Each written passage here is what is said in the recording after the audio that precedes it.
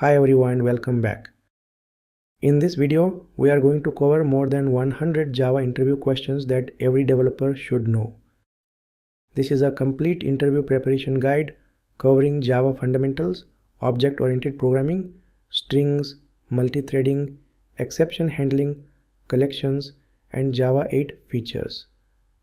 Whether you are a beginner or an experienced developer, these questions will help you revise key concepts and improve your confidence. The goal is not just to memorize answers, but to understand concepts clearly and explain them in interviews. Let's get started. So what is Java? Java is a high-level object-oriented programming language that is designed to be platform independent. This means you can write your code once and run it anywhere, as long as the device has the Java Virtual Machine or JVM installed. It's beginner-friendly and widely used for building web applications, mobile apps, enterprise systems, games, and much more. Java is known for its robustness, security features, and versatility. It supports modular and reusable code through object-oriented principles, and it comes with a rich set of libraries and frameworks that make development faster and easier. Let's take some important phrases from this definition and understand them one by one. Java is a high-level language. This means Java is written in a way that's close to human language and far from raw machine code. It hides the complex details of the computer's hardware, making programs easier to write, read, and maintain. Java is object-oriented. Java is built on the concept of objects. Java is based on objects. An object is like a real-world thing. It has properties and actions it can perform. For example, a car object might have properties like color and speed, and actions like start and stop. This way of organizing code makes it reusable, easier to maintain, and more modular. Key concepts here include classes, objects, inheritance, polymorphism, encapsulation, and abstraction, all of which we will cover in future lessons. Platform independent. This is one of Java's most famous qualities. Java's motto is write once, run anywhere, or WORA. You don't have to rewrite your program for different operating systems like Windows, Mac, or Linux. If they have the JVM, your program will work. Java Virtual Machine, JVM. The JVM is the magic that makes platform independence possible. When you write Java code, it's compiled into bytecode, a special intermediate form. The JVM reads this bytecode and translates it into machine instructions that your computer can understand. And since JVMs exist for almost every operating system, the same Java program can run anywhere. Why is Java popular? Java's popularity comes from a combination of qualities. First, versatility. You can use Java to build almost anything. Websites, Android apps, desktop tools, enterprise software, games, cloud services, and even IoT devices. Second, reliability. Java has been used in critical systems for decades. In banking, healthcare, government, and telecom. If a language is trusted in these fields, you can trust it to build stable and secure applications. Third, massive community support. Java has one of the largest programming communities in the world. That means thousands of open source libraries, active forums, tutorials, and documentation. If you run into a problem, chances are someone has already solved it and posted the solution. Next, long-term stability. Many programming languages come and go. Java has stayed strong for almost 30 years because it's constantly updated while maintaining backward compatibility. This means your older Java code will still run on modern versions. Next, why should you learn Java? First, career opportunities. Java developers are in high demand across the globe. From startups to multinational corporations, companies need skilled Java programmers for everything from back-end systems to Android development. Second, beginner-friendly learning curve. Java's syntax is clean, structured, and easy to understand if you are just starting with programming. At the same time, It's powerful enough for complex, large-scale applications. Third, it's everywhere. Once you learn Java, you will see it in action everywhere. On websites, in Android phones, in enterprise software, in scientific applications, and in cloud-based tools. Fourth, transferable skills. The concepts you learn in Java, like object-oriented programming, data structures, algorithms, and design patterns, will also help you in other programming languages. Java is a versatile programming language that can be used to build various types of applications. Here are types of applications you can build using Java: web applications. Java is widely used for building secure, scalable, and dynamic web apps using frameworks like Spring and Java Server Faces. Mobile applications. Java is the backbone of Android app development using Android Studio and the Android SDK. Enterprise applications. From CRM to ERP systems, Java powers large-scale, mission-critical software used by corporations worldwide. Desktop applications. With tools like JavaFX and Swing, you can create powerful cross-platform desktop apps. Games. Java is used for game development, especially for Android. Libraries like libgdx help create both 2D and 3D games. Embedded systems. Java runs in small devices like smart cards, sensors, and IoT gadgets. Big data and cloud. Technologies like Hadoop, Apache Spark, and many cloud services support Java for data processing and distributed computing. Scientific applications. Java is used for simulations, research tools, and data analysis in science and engineering. Why is Java considered a platform-independent language? The reason is simple but extremely powerful. Java does not compile code directly into machine-specific instructions. Instead, Java compiles your code into an intermediate form called bytecode. This bytecode is the same on every operating system, Windows, Mac OS, Linux, and it does not change based on where you write or compile your code. Once bytecode is created, the Java Virtual Machine or JVM takes over. Every operating system has its own implementation of the JVM. Windows has a Windows JVM, Mac OS has a Mac JVM, Linux has a Linux JVM. These JVMs understand how to convert the same bytecode into machine instructions that the underlying operating system can run. So the JVM becomes the bridge between your Java program and the operating system. This is exactly why Java follows the principle, write once, run anywhere. You write the program once, compile it once, produce bytecode once, and then run that bytecode on any operating system that has a JVM installed. Now let's understand this using the diagram. At the top, we have Java source code. This is your .java file. When you compile this code using the JavaC compiler, Java does not generate machine code. It generates bytecode inside a .class file. Bytecode is platform neutral. It does not depend on Windows or Mac OS or Linux. In the diagram, you can see the bytecode sits in the middle. Below it, we see 3 arrows leading to 3 different platforms. Each arrow represents a different JVM implementation. When bytecode reaches Windows, the Windows JVM executes it. When bytecode reaches Mac OS, the Mac JVM executes it. When bytecode reaches Linux, the Linux JVM executes it. The bytecode stays the same, only the JVM changes. This separation between the compiled code and the platform-specific execution is the reason Java is platform independent. Let's make this clearer with a small demonstration.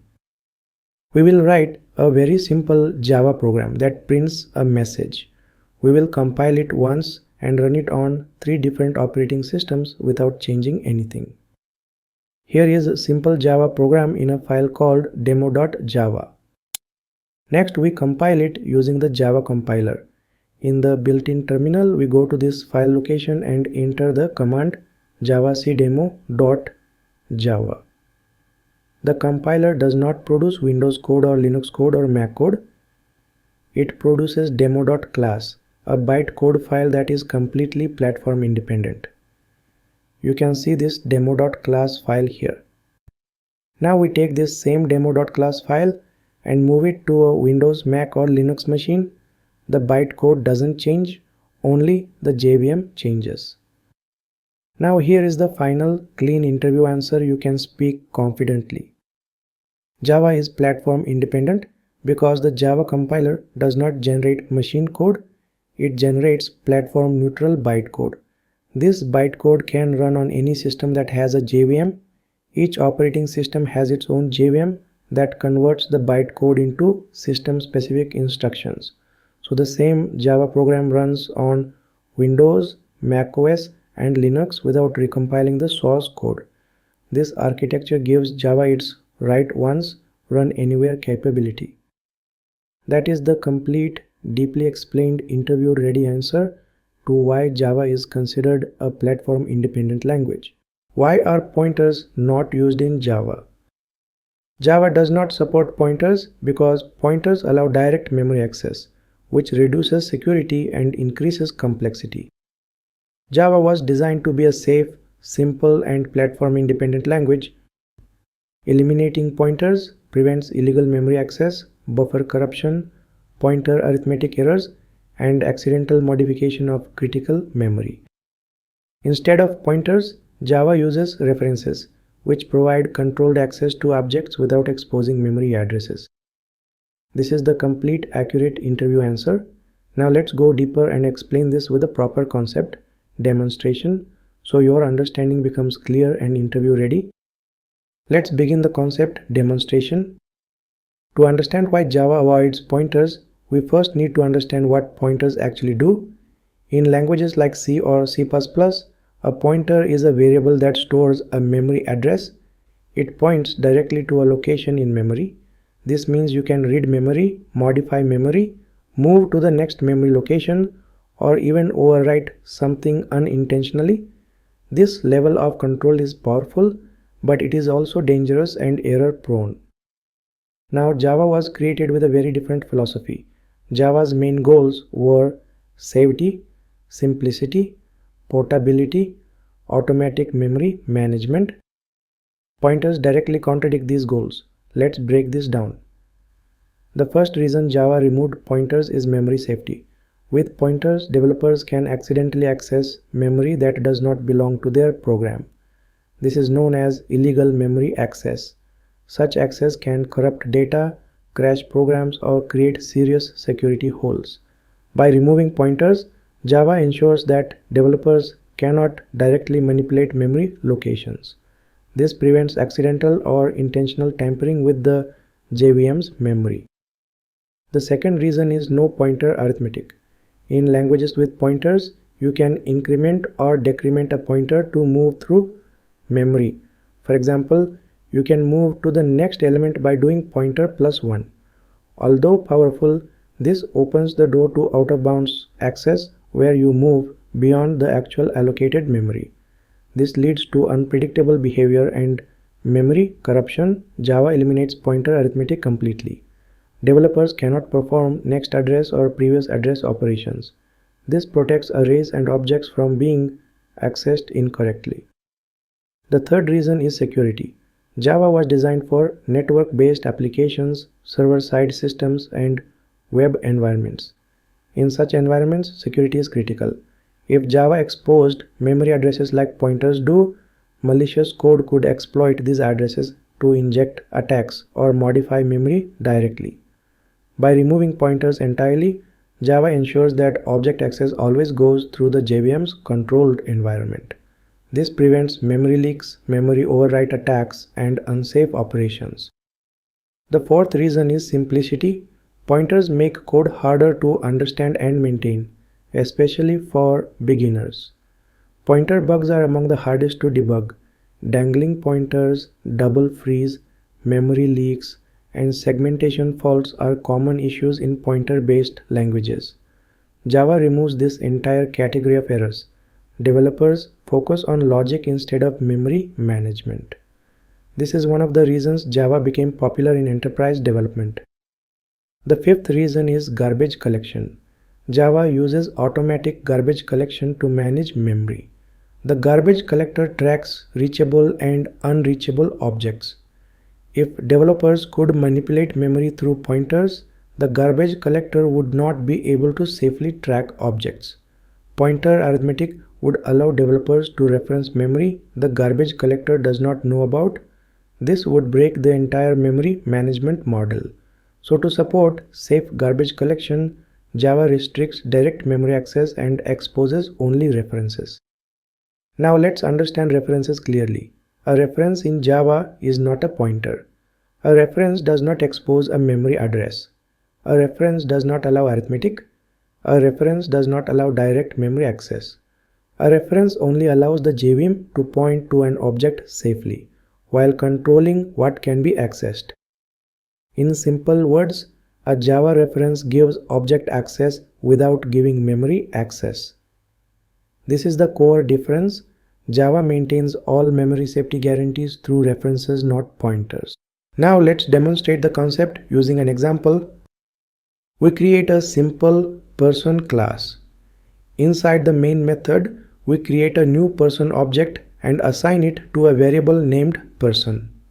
In pointer-based languages, the variable would contain an actual memory address.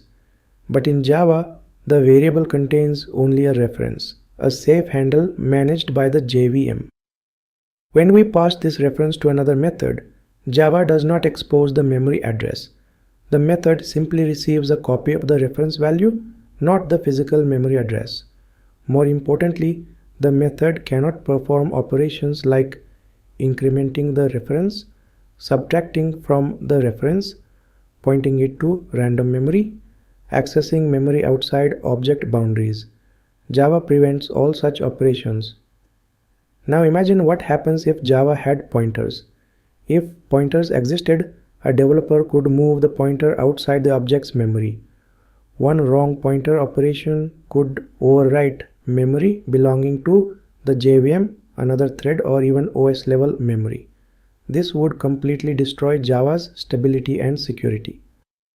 By eliminating pointers, Java eliminates categories of bugs such as dangling pointers, buffer overruns, memory corruption, segmentation, faults, manual memory, deallocation errors.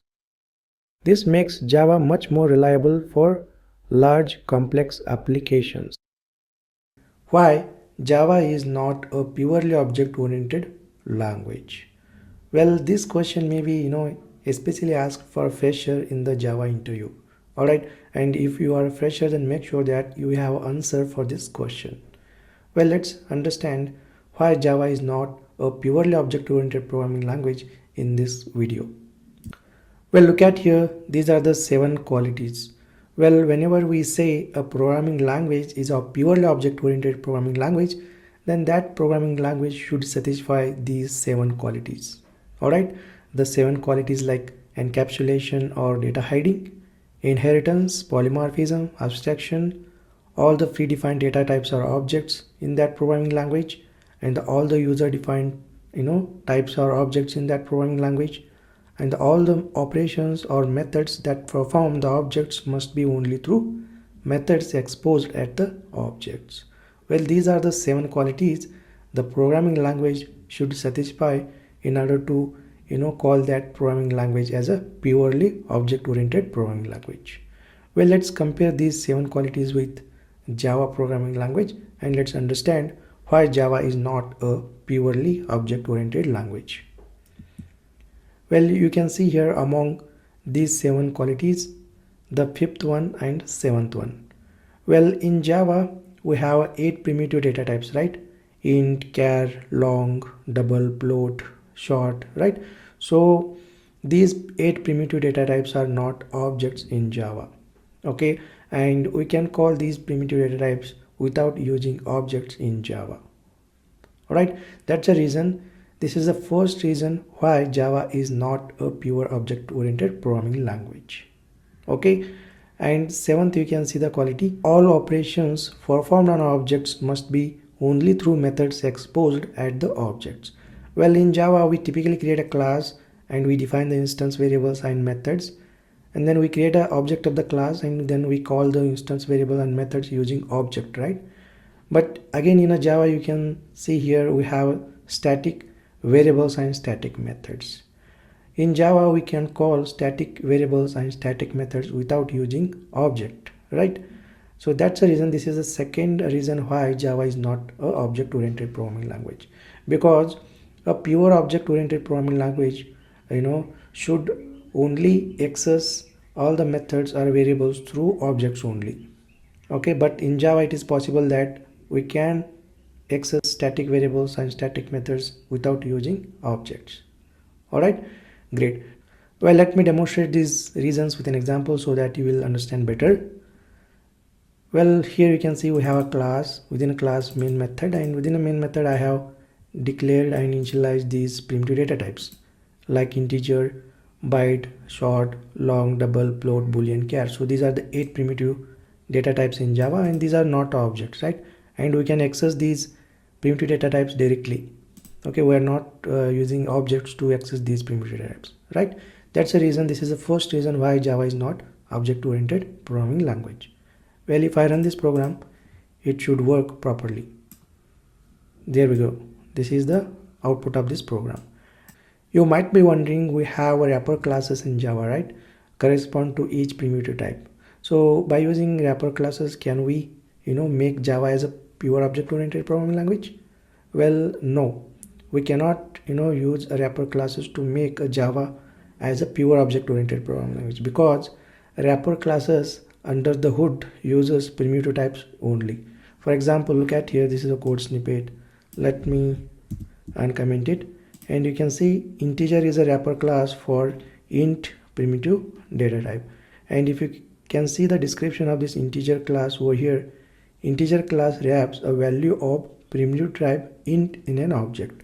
Well, this class, wrapper class, is just a wrapper on top of primitive type int. Okay, it does not replace the object.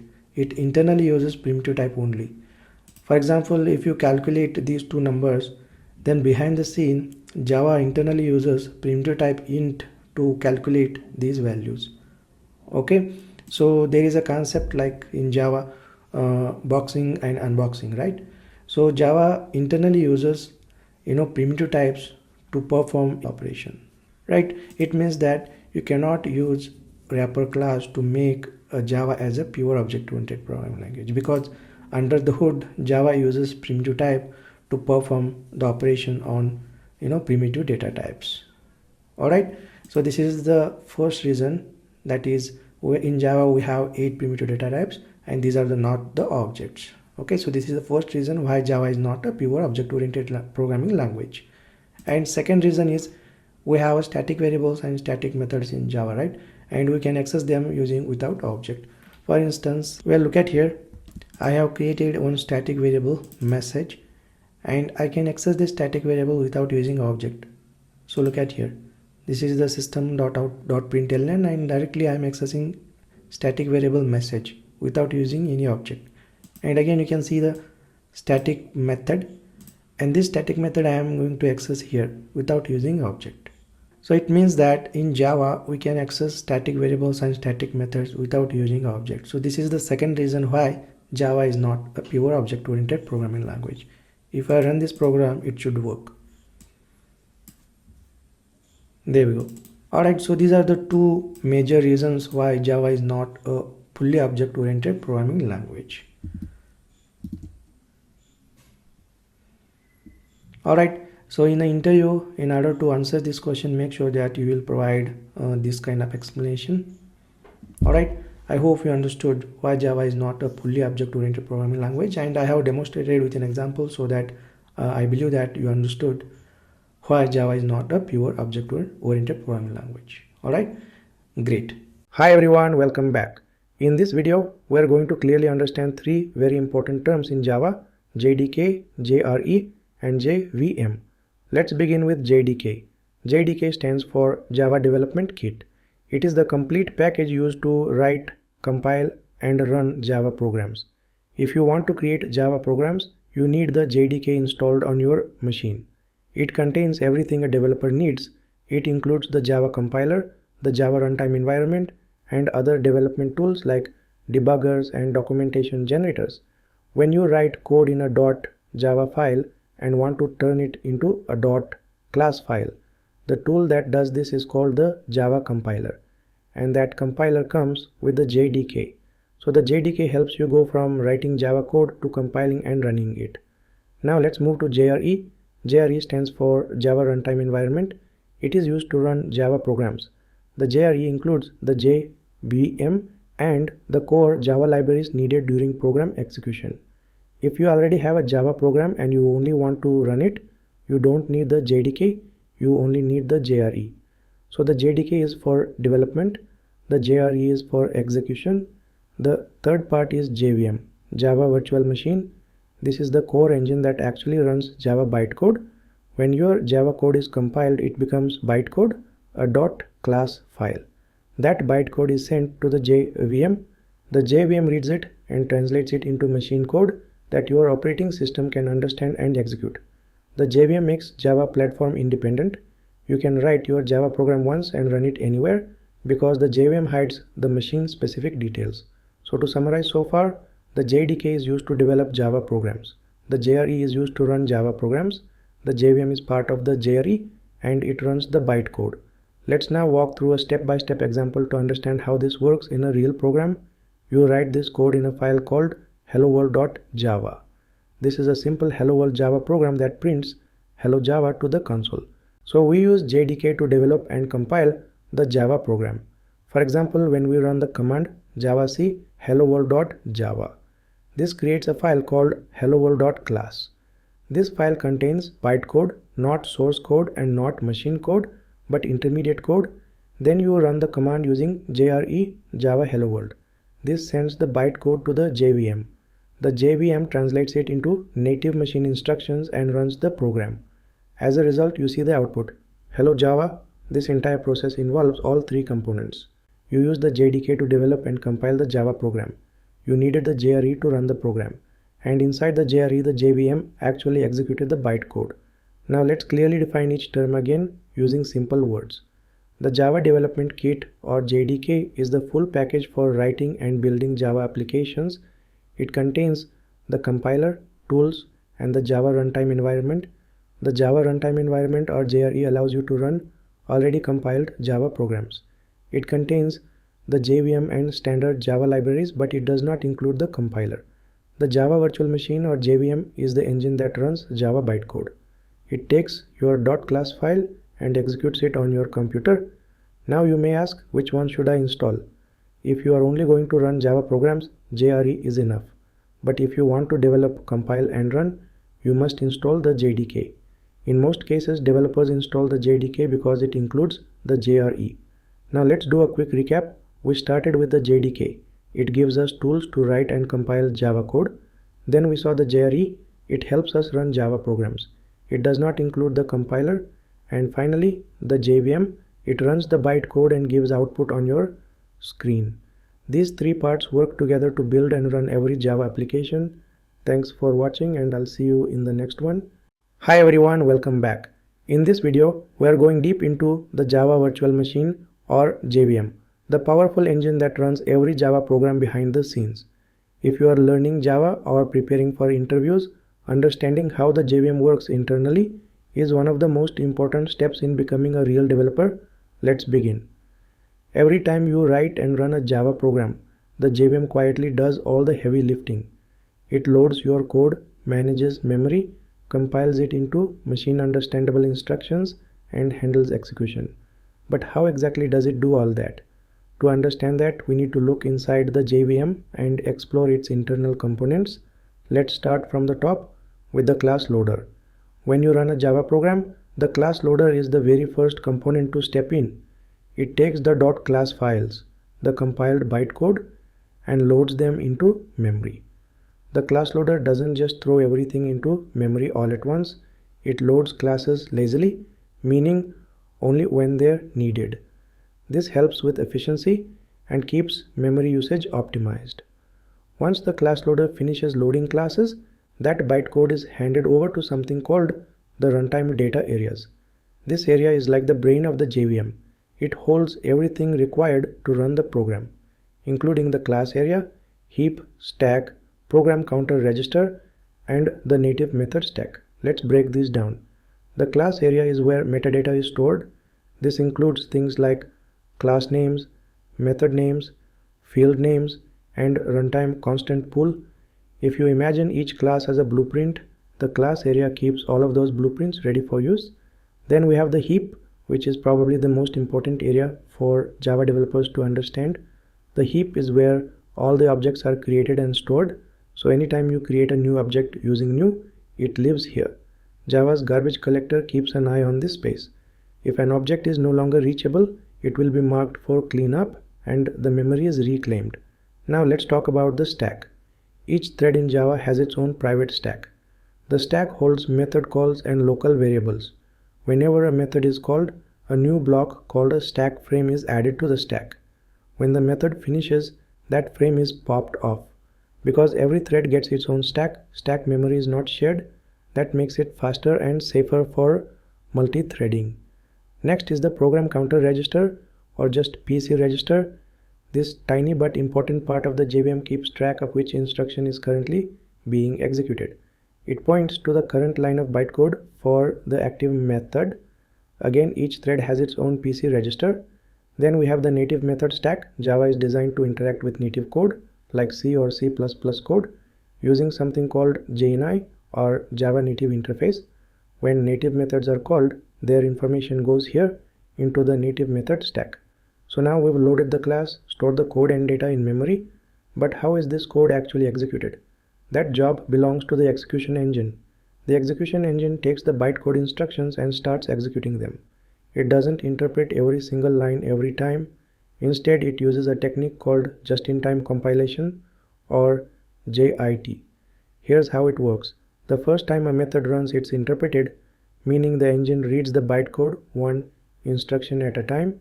But if a method is called repeatedly, the JIT compiler kicks in and compiles that method into native machine code for faster execution. This makes Java perform nearly as fast as compiled languages like C++. Now let's talk about another piece, the native method interface. This component acts like a bridge between the JVM and external libraries or native applications. If your Java code needs to call a C function or talk to your operating system directly, this is where the communication happens. So putting it all together, the class loader loads your class, the runtime data area stores the instructions, objects, variables, and metadata. The execution engine runs your bytecode efficiently, and the native method interface helps Java interact with code outside the JVM. Now let's quickly trace how a simple Java program moves through the JVM. You write the code and compile it. The class loader picks up the class and sends it to the runtime data area. Objects are created in the heap, local variables live in the stack, instructions are tracked in the PC register, and if any native code is called, the native method stack steps in. The execution engine reads the bytecode and when needed, compiles it to machine code for blazing fast performance. Everything happens so quickly, it feels like magic, but now you know exactly how the JVM makes it work.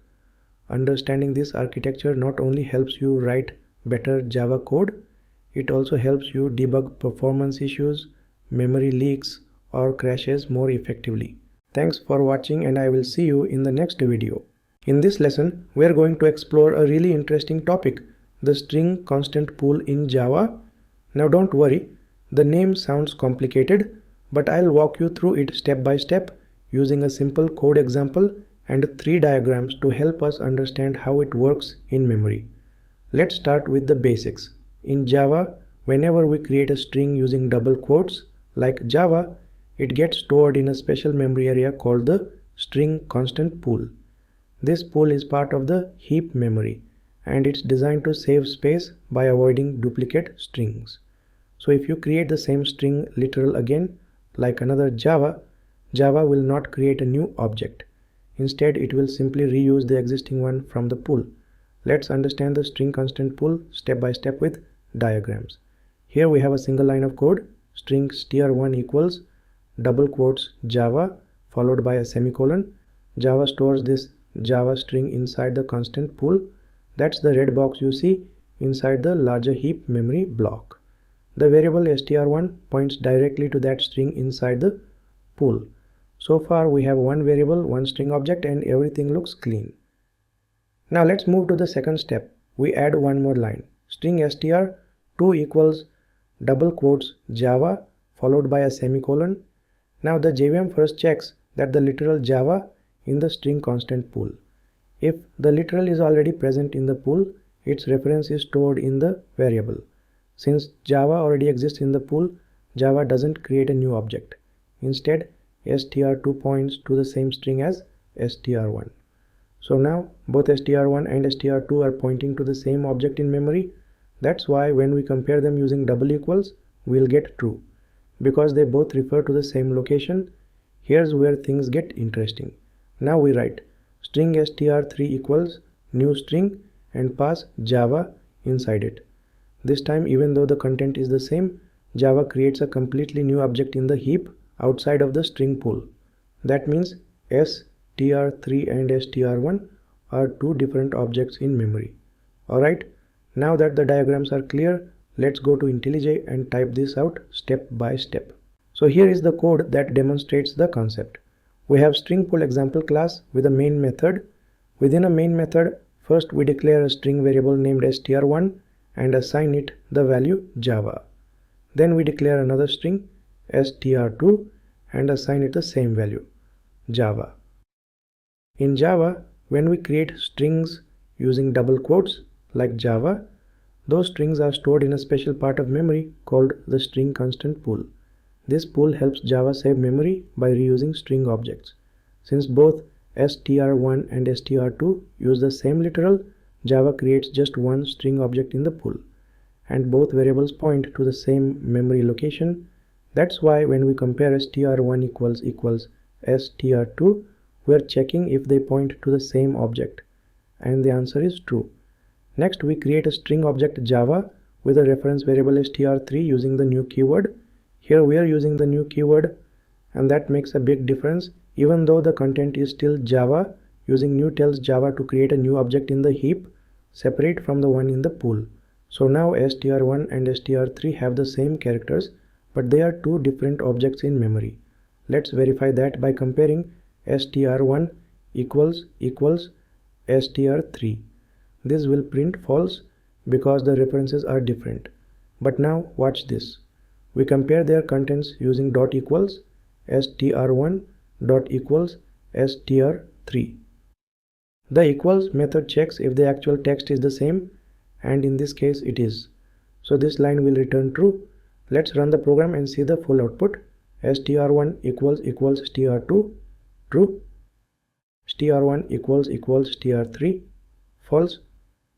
str1 dot equals str3, true.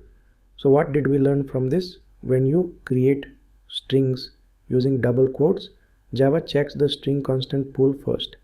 If the same value already exists, it reuses it, saving memory. If you use the new keyword, Java creates a new object even if the content already exists in the pool. The equals operator checks if the references are the same, not the content. The equals method checks if the content inside the strings is the same, character by character. Let's wrap this up. The string constant pool is Java's built-in optimization for memory management.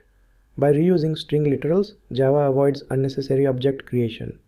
Understanding how this works gives you more control over memory and helps you avoid subtle bugs when comparing strings. What is the difference between the double equals operator and the equals method when comparing strings in Java? This is one of the most commonly asked Java interview questions, and it is extremely important to explain it clearly because many developers misunderstand how string comparison works. In Java, the double equals operator checks reference equality, while the equals method checks value equality. Reference equality means it checks whether both variables point to the exact same object in memory. Value equality means it checks whether the characters, the actual text inside the string, are the same. When comparing strings, using the double equals operator can give unexpected results because two strings may contain the same text but may not be stored in the same memory location. The equals method is overridden in the string class to compare the characters inside the string, so equals is the correct way to compare the content of strings. Now let's understand why both behave differently by exploring the concept of the string constant pool. Java stores all literal strings like hello, Java, and Spring inside a special memory area called the string pool. If two variables store the same literal written directly inside the code, Java stores only one copy inside the pool and both variables point to that same memory location. This makes the double equals operator return true because both references are identical. But when you create strings using the new keyword, Java creates a brand new object outside the pool even if the content is the same. So the double equals operator returns false because the references are different, but equals returns true because the text is the same. Let's understand the differences with an example. We begin by creating two literal strings s1 and s2 and assigning both the value Java. Because these are literal strings, they are stored in the string constant pool. Java sees that both s1 and s2 have identical content and reuses the same object in the pool. So both s1 and s2 point to the exact same memory location. This means s1 double equals s2 returns true because their references are identical. And equals between s1 and s2 also returns true because their values are identical. Next we create s3 using the new keyword with new string Java. This line forces Java to create a new object on the heap outside the string pool even though the content is the same. Now s1 refers to the pooled object and s3 refers to a new heap object. So s1 double equals s3 returns false because the references are different, but s1 dot equals s3 returns true because the characters inside both strings are identical. Next we create s4 using JA and VA.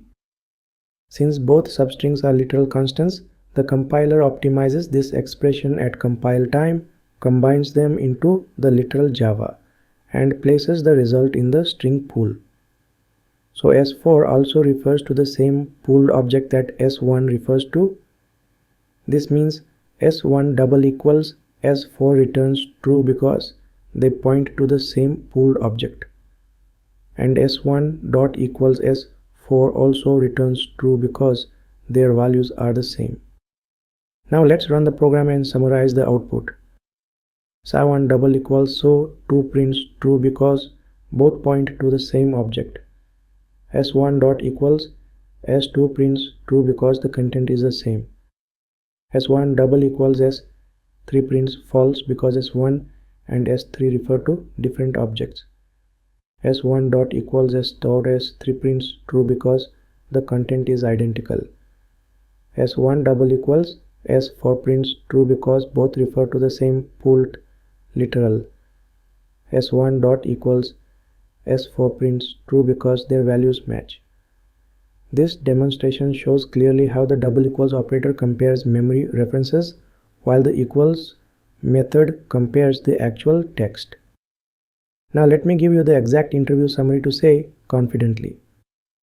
The double equals operator compares references and checks whether two string variables refer to the same object in memory. The equals method compares values and checks whether the characters inside the strings are the same. Literal strings stored in the string pool may point to the same memory location, so double equals may return true. Strings created with new always create a new object, so double equals often returns false while equals returns true because the content matches. Whenever comparing string values, always use the equals method, never the double equals operator. That is the complete, deeply explained, interview-ready answer for the difference between the double equals operator and the equals method for strings in Java. Now, we are going to learn something very important about strings in Java, and that is strings are immutable. But before we understand what that means, let's first break down the word immutable. The term immutable simply means unchangeable. So when we say something is immutable, we mean it cannot be modified after it's created. In Java, an immutable object is one whose internal state never changes. Once it's built, it stays the same for the rest of its life. This makes immutable objects safe to use in multi-threaded environments because no matter how many threads access it, the object remains consistent. Now let's come back to our main topic. What is an immutable string in Java? As you already know, a string in Java is a sequence of characters and it's treated as an object of the string class. But what makes it special is that once a string object is created, its content can't be changed. You can change the reference but not the actual content inside that object. So every time you try to modify a string, like by adding something to it, replacing characters, or converting it to uppercase, Java quietly creates a new string object behind the scenes. The original string stays untouched, and here's something interesting. The string class is marked as final, which means you cannot extend it or override its methods. This helps keep its behavior consistent and secure. So to summarize, once a string is created, its value cannot be changed. That's exactly what we mean when we say strings are immutable in Java. Now let's write some code and see this behavior in action. We'll create a new class and call it immutable example. Inside the class, we use the shortcut main and press enter. IntelliJ creates the main method for us. Now let's declare our first string. We type string reference variable name original and then equals within double quotes type Java. This creates a string object using a string literal. Now let's make a copy of that string. We type string reference variable name copy and then equals original. Both original and copy point to the same value, which is Java. Now let's print both variables to see what they hold. Let's type sout, press enter. IntelliJ expands it into system.out.println. Inside double quotes, type the word original followed by a colon and a space. Then use the plus sign to concatenate the variable named original. Finally, add a semicolon at the end. Then another line inside double quotes, type copy followed by a colon and a space. Then use the plus sign to join it with the variable named copy. End the line with a semicolon. Great. Now comes the important part. Let's modify the original string by adding the word language to it. We type original and call the concat method using a dot. Inside the parentheses, pass the text language in double quotes with a space before the word. End the line with a semicolon. This line creates a new string that says Java language and stores it in the original variable. Now let's print both again. So here, to save time, I am going to write these println statements quickly. Perfect. Now go ahead and run the program. You will see this output: original Java, copy Java, modified original Java language. Copy after original was changed, still Java. So what just happened here? Even though we changed the original string, the copy still holds the old value, Java. That's because when we modified the original, Java didn't update it in place. Instead, it created a brand new string in memory with the updated value. The copy variable still points to the original version, untouched, and this is the power of immutability. It means once a string is created, it stays the same no matter what. Java gives you a brand new object when you make changes. This behavior protects your data from accidental changes, especially when working in large programs or with multiple threads. It also makes your code easier to understand, test, and debug. So the next time you are working with strings, remember, you are never changing the original. You are always creating a new one. And that's why immutability is such an important part of Java's design. What is the difference between string, string builder, and string buffer? At first glance, they all seem to just handle text, but under the hood, they behave very differently, and understanding those differences can help you write cleaner, faster, and more efficient code. Let's break this down step by step. First, let's start with immutability. A string in Java is immutable. That means once a string object is created, you can't change its value. Anytime you try to modify it, Java actually creates a brand new object. So even something as simple as adding a word to an existing string creates a completely new one in memory. This makes strings thread safe by default, but also inefficient if you are changing them a lot.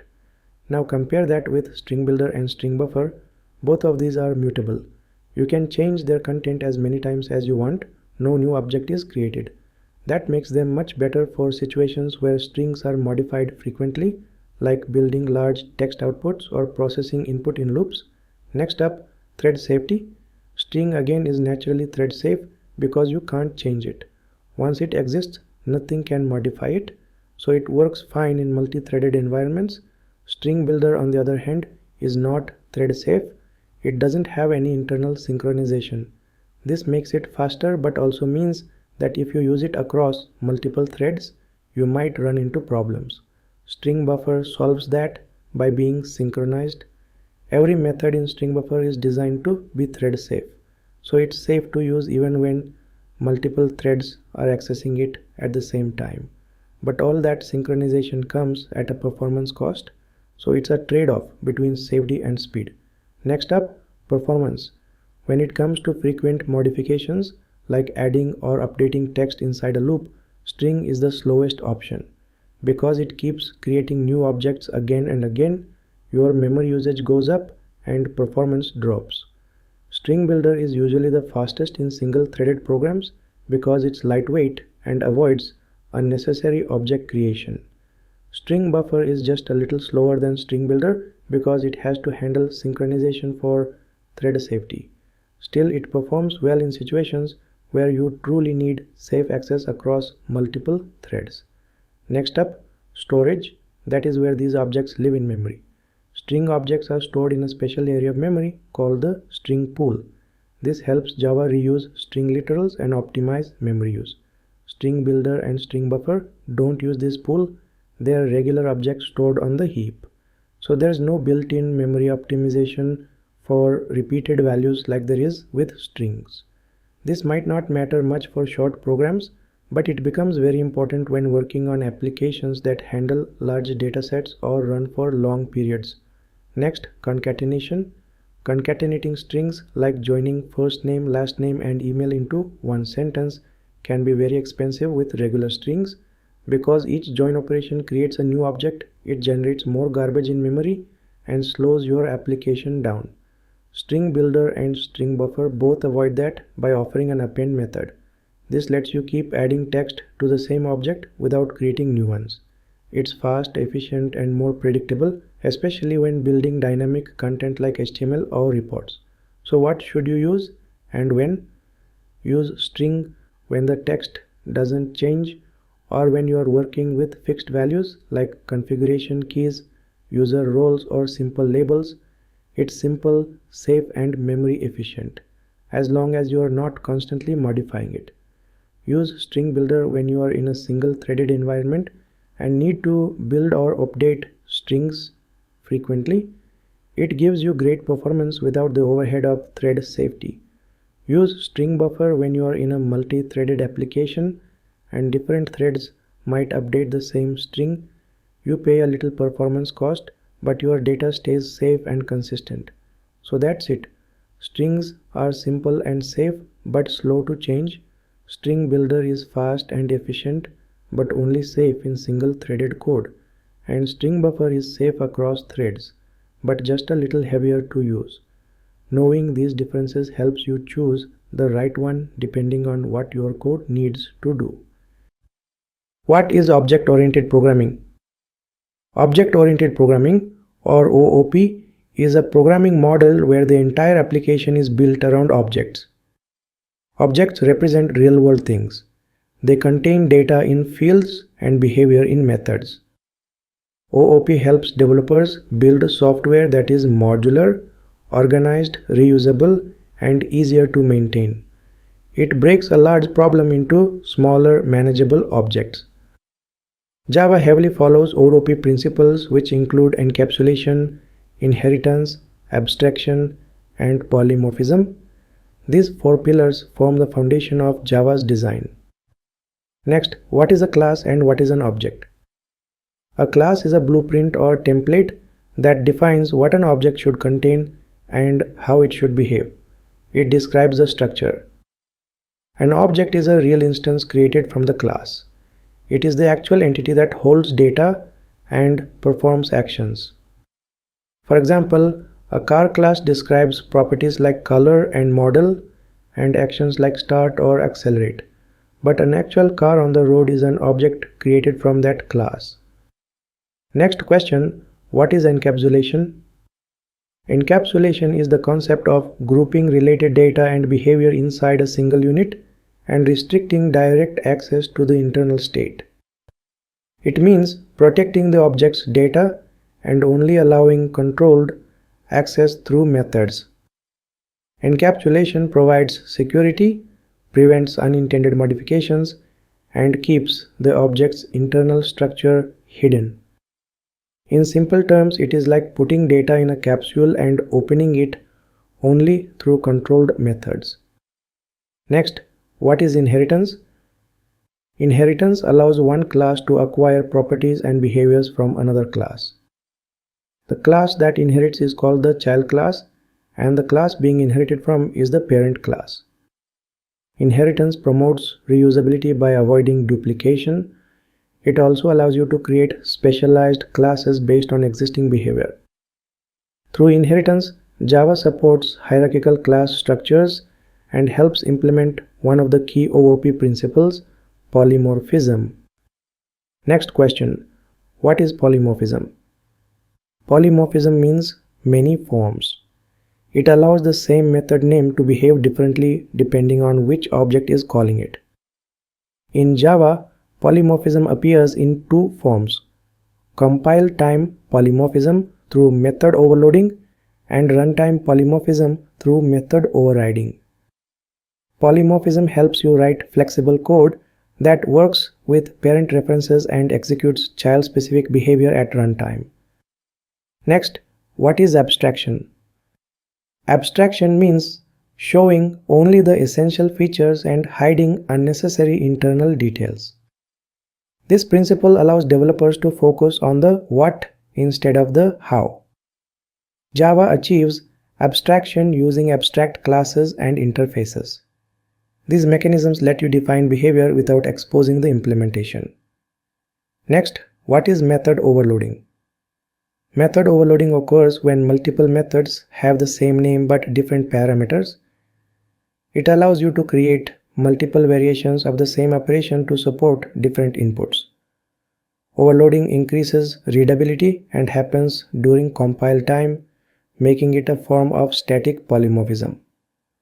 Next, what is method overriding? Method overriding happens when a child class redefines a method from its parent class to provide its own behavior. It helps achieve runtime polymorphism, where the method that gets executed depends on the actual object instead of the reference type. Overriding is used whenever child classes need to change or extend the behavior of parent classes. Next question, what is the difference between overloading and overriding? Overloading occurs in the same class and changes parameters. Overriding occurs across classes through inheritance and changes the method's behavior. Overloading happens at compile time. Overriding happens at runtime. Interviewers frequently ask this to test your understanding of Java polymorphism. Next, what is the this keyword? The this keyword refers to the current object. It is used to differentiate instance variables from parameters when the names are the same. It helps avoid confusion when working with constructors, setters, and instance methods. Next question, what is the super keyword? The super keyword refers to the parent class. It is used to call parent class variables, parent methods, and parent constructors. It helps when child classes want to reuse some of the parent functionality without rewriting it. Next, what are constructors in Java? A constructor is a special block that initializes an object when it is created. It has the same name as the class and does not return anything. Constructors are used to set initial values, allocate resources, or prepare the object for use. Next, what is constructor overloading? Constructor overloading means having multiple constructors in the same class with different parameter list. This provides flexibility in object creation. You can create an object with default values, custom values, or partial values based on the available constructors. Next, what is an abstract class? An abstract class is a class that cannot be instantiated and may contain both abstract and concrete methods. It provides a partial blueprint where common behavior is implemented in the abstract class and specialized behavior is defined in subclasses. Abstract classes are used when multiple related classes share common structure but still need individual implementations. Next question, what is an interface in Java? An interface is a fully abstract contract that defines what a class must do without specifying how it must do it. A class that implements an interface provides the actual behavior. Modern Java interfaces can contain default methods, static methods, and private helper methods. Interfaces support multiple inheritance of type and are key to abstraction, flexibility, and clean architecture. Next question, what is a Java bean? A Java bean is a simple, reusable software component that follows a few standard rules. It must have a public no-argument constructor, its fields should be private, it must provide public getters and setters to access those fields, and it must be serializable. Java beans are used heavily in frameworks like Spring, JSP, and Java EE for component-based programming. They promote encapsulation, reusability, and easy configuration. Next, what is the difference between a Java bean and a POJO? Both are simple objects, but a POJO has no strict rules. It is just a plain Java object that may or may not have getters, setters, or constructors. A Java bean has strict conventions, including private fields, public getters and setters, a public no-ar constructor, and must be serializable. Interviewers ask this to check whether you understand Java's component model and object conventions. Next, what is composition in OOP? Composition is a strong form of association where one class contains another class as part of its internal structure. It represents a has-a relationship. For example, a car has an engine. Composition creates objects that cannot exist independently. If the containing object is destroyed, the composed objects are also destroyed. Composition is preferred over inheritance because it provides better flexibility and reduces tight coupling. Next, what is aggregation in OOP? Aggregation is also a has-a relationship, but with weaker ownership. For example, a school has students, but a student can exist even if the school is removed. Aggregation describes relationships where the lifetime of objects is independent of each other. Understanding aggregation versus composition helps you design clean, maintainable systems. Next, what is association in OOP? Association is a broad relationship between two independent classes. It can be one-to-one, one-to-many, many-to-one, or many-to-many. It does not imply ownership. Both objects can exist independently. For example, a teacher is associated with multiple students. Association is foundational for modeling real-world relationships in software. Next question, what is coupling in Java? Coupling refers to how much one class depends on another class. Tight coupling means classes are closely dependent, making the system difficult to change. Loose coupling means classes depend on abstractions rather than concrete implementations. Loose coupling improves flexibility, testability, and maintainability. Frameworks like Spring are built entirely around loose coupling using interfaces and dependency injection. Next question, what is cohesion in OOP? Cohesion describes how well the responsibilities of class are related to each other. High cohesion means a class does one focused job and is easy to understand and maintain. Low cohesion means a class performs multiple unrelated tasks and becomes difficult to manage. The single responsibility principle directly promotes high cohesion. High cohesion creates clean modular designs. Next, what is runtime polymorphism? Runtime polymorphism occurs when the method that gets executed is determined at runtime based on the actual object. This happens through method overriding. A parent reference can point to a child object, and Java decides at runtime which method to call. Runtime polymorphism enables flexible dynamic behavior and is heavily used in frameworks like Spring and Hibernate. Next, what is the difference between shallow copy and deep copy? A shallow copy copies only the reference values of nested objects and not the actual objects. A deep copy creates entirely new copies of all nested objects, making the new object fully independent of the original. Deep copying is safer but more expensive. Shallow copying is faster but may cause unintended modifications if both objects share the same internal data. Next, what is object cloning in Java? Object cloning is the process of creating a copy of an object using Java's clone mechanism. Cloning can be shallow or deep depending on how the clone method is implemented. Cloning is often used in scenarios where object creation is expensive and a copy is needed with the same initial state. Although cloning is powerful, it must be used carefully to avoid shared mutable state and inconsistent object behavior. Next question: what is the difference between is-a and has-a relationships? In object-oriented design, is-a represents inheritance and has-a represents composition or aggregation. An is-a relationship means one class is a specialized form of another class. For example, a dog is an animal. This is implemented using inheritance. A has-a relationship means one class contains another class as a part of its structure. For example, a car has an engine. This is implemented using composition or aggregation. Interviewers use this question to test your design judgment. Many beginners misuse inheritance when they should choose composition. Is-a relationships create tight coupling and should only be used when the child truly behaves like the parent. Has-a relationships promote loose coupling and allow more flexible, maintainable designs.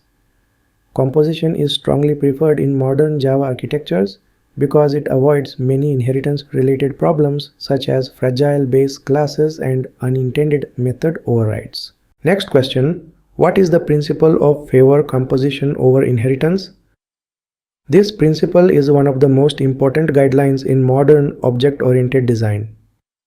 It means instead of extending classes and inheriting their behavior, you should build classes by combining independent reusable components. Inheritance creates a rigid hierarchy where child classes depend heavily on parent behavior.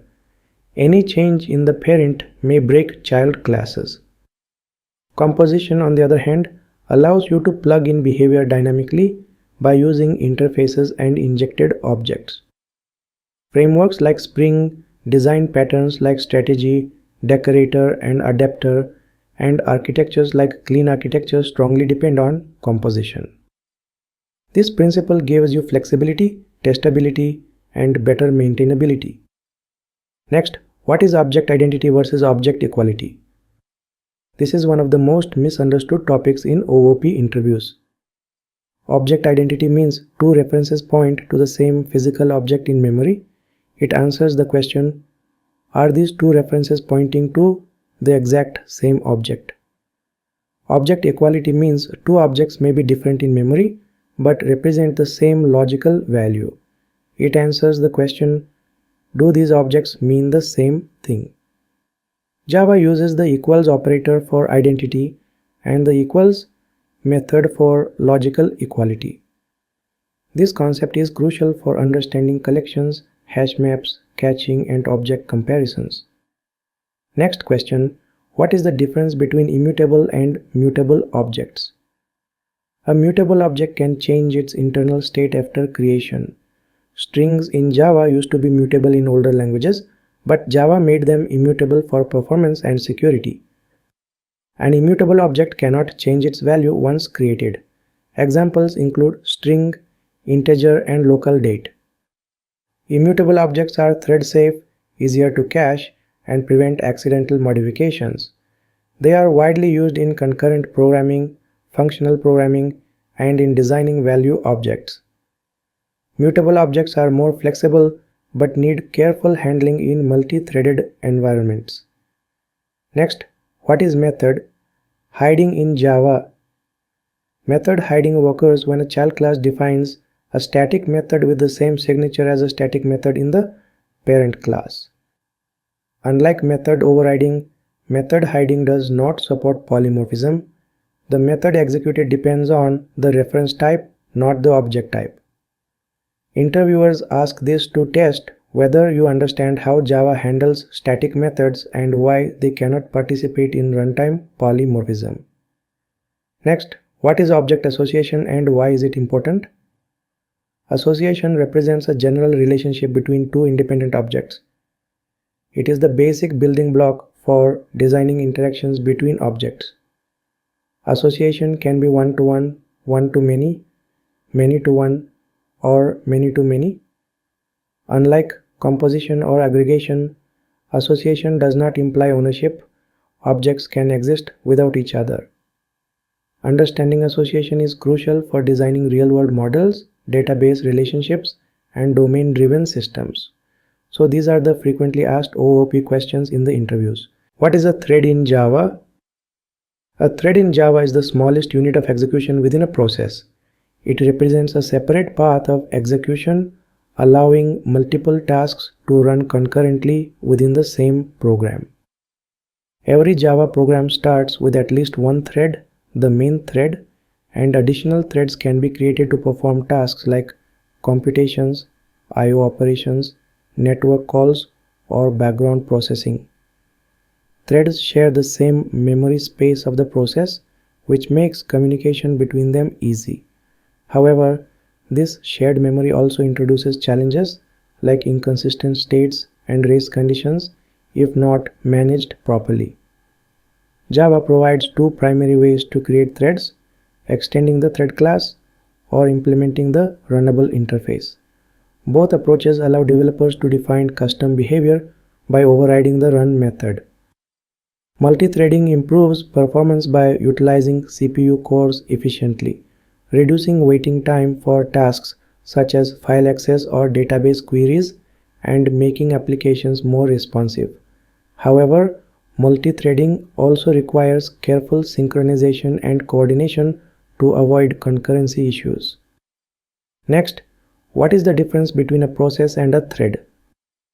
A process is an independent program with its own memory, space, resources, and execution environment. It is isolated from other processes, meaning one process cannot directly access another process's memory. This isolation provides safety and stability, but increases overhead because each process requires its own memory and execution context. A thread, on the other hand, is a lightweight unit of execution that exists within a process. Multiple threads inside a process share the same memory and resources, including variables and open files. This makes thread communication much faster compared to processes.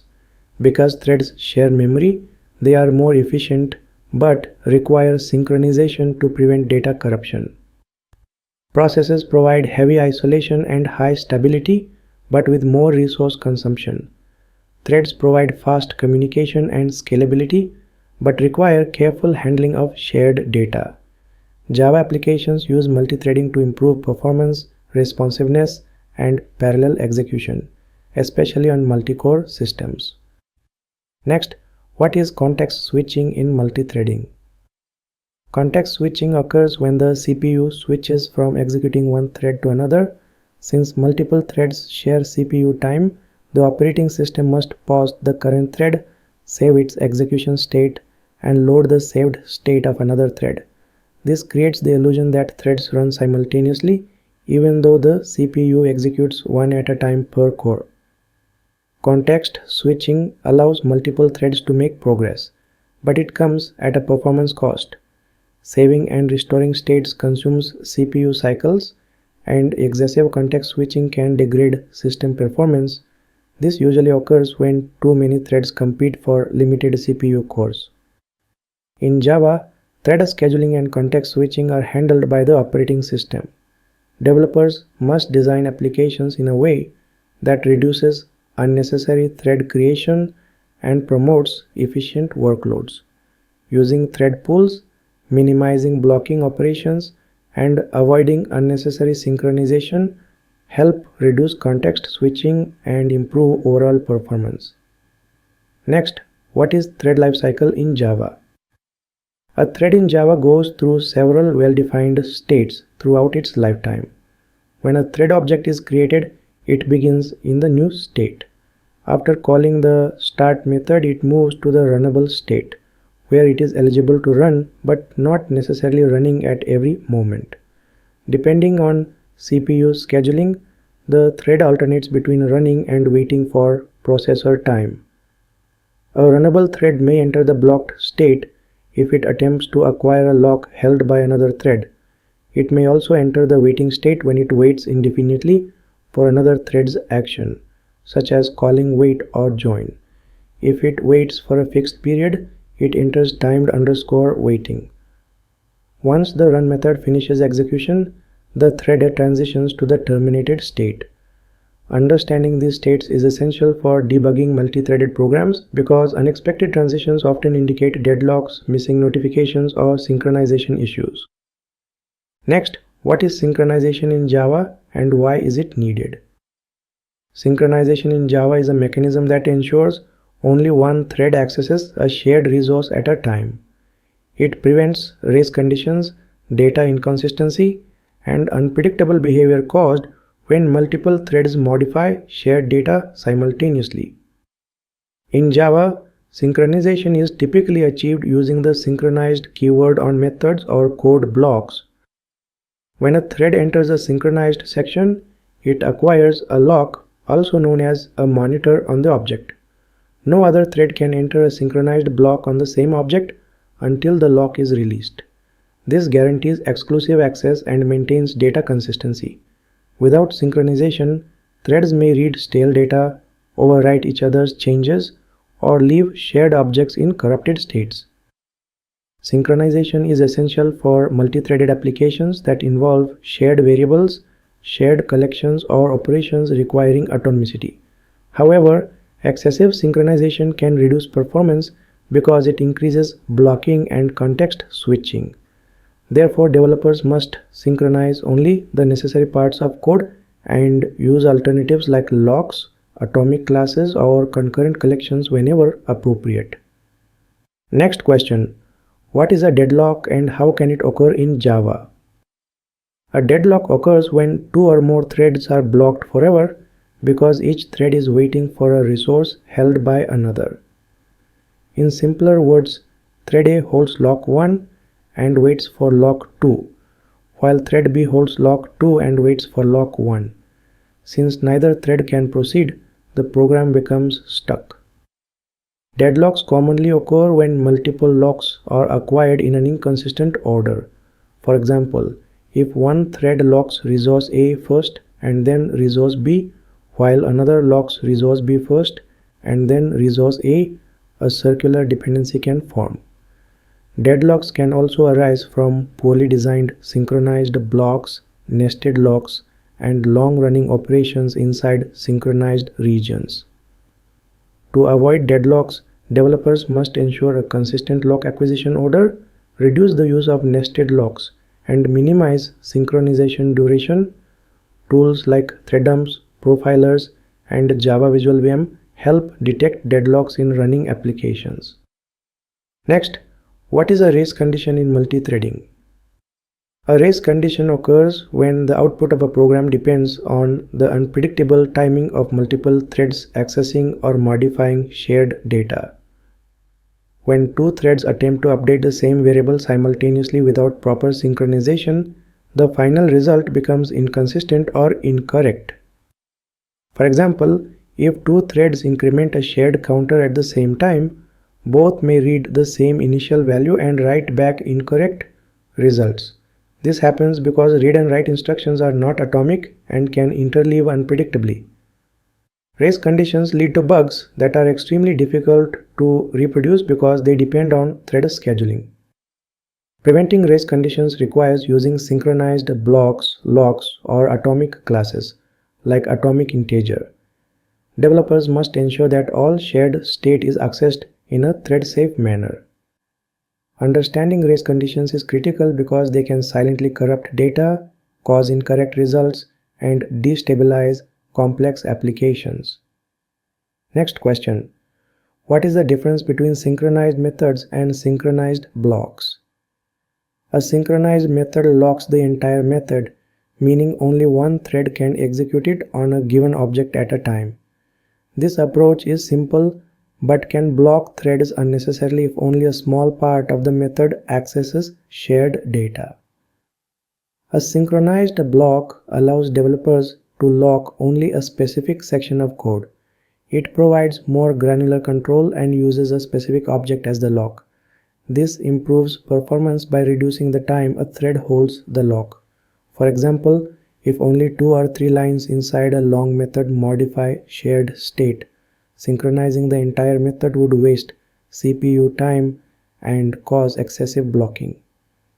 Synchronized blocks offer flexibility because developers can choose different locks for different critical sections, avoiding bottlenecks. However, improper locking or inconsistent lock usage can cause race conditions or deadlocks. Next question. What is the difference between wait, sleep, and yield? The wait, sleep, and yield methods control thread behavior but serve fundamentally different purposes. The wait method is used for inter-thread communication and must be called inside a synchronized block. When a thread calls wait, it releases the lock it holds and enters the waiting state until another thread calls notify or notify all. This mechanism allows threads to coordinate work safely. In contrast, sleep is used to pause the current thread for a specified time. It does not release any lock the thread holds. Sleep is often used to simulate delays, throttle execution, or give other threads a chance to run. Sleep temporarily moves the thread to the timed waiting state. Yield suggests to the scheduler that the current thread is willing to pause so other threads of equal priority can run. Yield does not guarantee any order or timing, and the thread may be scheduled again immediately. Together, these methods help control concurrency behavior, but using them correctly requires understanding locks, scheduling, and communication patterns in multi-threaded applications. Next, what is a thread pool and why is it used? A thread pool is a collection of pre-created reusable worker threads managed by the executor framework. Instead of creating a new thread each time a task needs to run, tasks are submitted to a queue and available threads pick them up for execution. This approach significantly improves performance because thread creation and destruction are expensive operations. Thread pools help manage system resources by controlling the maximum number of concurrent threads. This prevents applications from creating too many threads and overloading the CPU or memory. They also improve responsiveness because idle threads remain ready to execute tasks immediately without waiting for creation. The executor service interface provides different pool types such as fixed thread pools, cached thread pools, scheduled executors, and work stealing pools. They allow developers to choose the most efficient execution strategy based on workload. Thread pools are essential in web servers, microservices, batch processing, event-driven systems, and background task execution. They promote scalability, reduce latency, and ensure stable performance under heavy load. Next, what is callable and future in Java multi-threading? Callable is an interface similar to runnable but allows tasks to return a value and throw checked exceptions. Future represents the result of an asynchronous computation, providing methods to check completion, retrieve the output, or cancel the task. Together, They enable powerful asynchronous programming in Java. When you submit a callable to an executor service, it returns a future immediately. The main thread does not block at submission. Instead, it can continue other work. When the result is needed, calling future.get blocks until the callable finishes execution and returns the computed value. Callable is useful for tasks such as downloading files, invoking APIs, performing CPU-intensive operations, or running database queries in the background. Future allows tracking progress, handling timeouts, or canceling long-running tasks gracefully. This model improves responsiveness and helps build scalable, parallel applications without complex thread management. Next question. What are volatile variables and how do they differ from synchronized? A volatile variable ensures that every read of the variable is always fetched from main memory and every write is immediately written back. This guarantees visibility across threads, preventing one thread from reading a stale value cached by another. Volatile is useful for simple flags or status variables where operations are independent. However, volatile does not provide atomicity. If multiple threads modify a shared variable using non-atomic operations like increment, volatile cannot prevent race conditions. In contrast, synchronize enforces both visibility and atomicity by locking critical sections. It ensures that only one thread at a time modifies shared data, making it suitable for compound operations. Volatile is lightweight and faster, but limited to simple state sharing. Synchronize is heavier but essential for complex operations on shared objects. Choosing between the two depends on whether you need only visibility or both atomicity and mutual exclusion. What is an exception in Java? An exception in Java is an event that disrupts the normal flow of a program during execution. It occurs when the program encounters an unexpected situation, such as invalid input, division by 0, accessing a null reference, or reading a missing file. Instead of crashing immediately, Java creates an exception object and throws it. This object contains information about the error, such as its type, message, and stack trace. The thrown exception moves control to the nearest matching catch block where the error can be handled safely. The purpose of exception handling is to ensure that programs do not fail abruptly. It provides a structured way to detect problems, isolate them, and recover gracefully. By using try, catch, finally, throw, and throws, Java allows developers to surround risky code, anticipate errors, and continue program execution without compromising stability. Exceptions can be checked or unchecked. Checked exceptions represent conditions that the programmer should anticipate and handle, while unchecked exceptions represent programming mistakes like null pointer access. Overall, exceptions make Java applications more reliable, readable, and maintainable by separating normal logic from error handling logic. Next, what is the difference between checked and unchecked exceptions?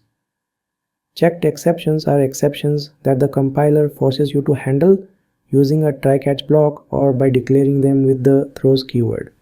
These typically represent external issues that a program can anticipate and recover from, such as file not found, network errors, database connectivity issues, or invalid user input.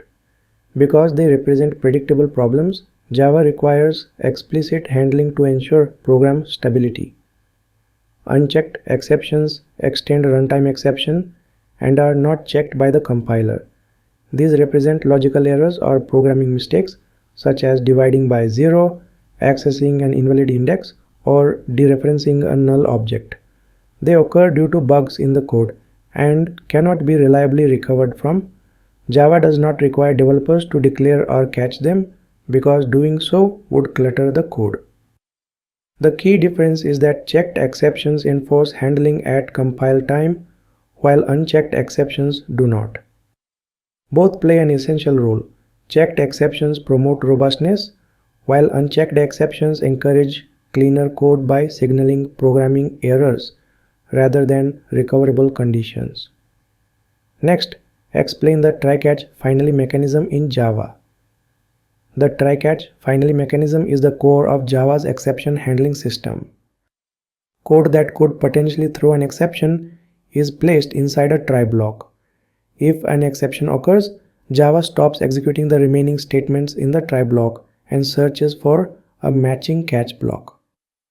The catch block receives the exception object and contains logic to handle or log the error. This prevents the program from crashing.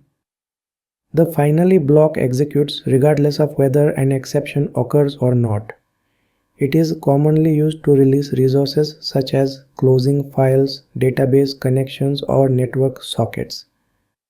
Even if the try block returns early or a catch block rethrows an exception, the finally block still runs. This guarantees resource cleanup. Together, try, catch, and finally help isolate risky operations, handle errors gracefully, and ensure consistent cleanup. The flow is predictable. Try executes first, catch handles any exceptions thrown, and finally runs at the end.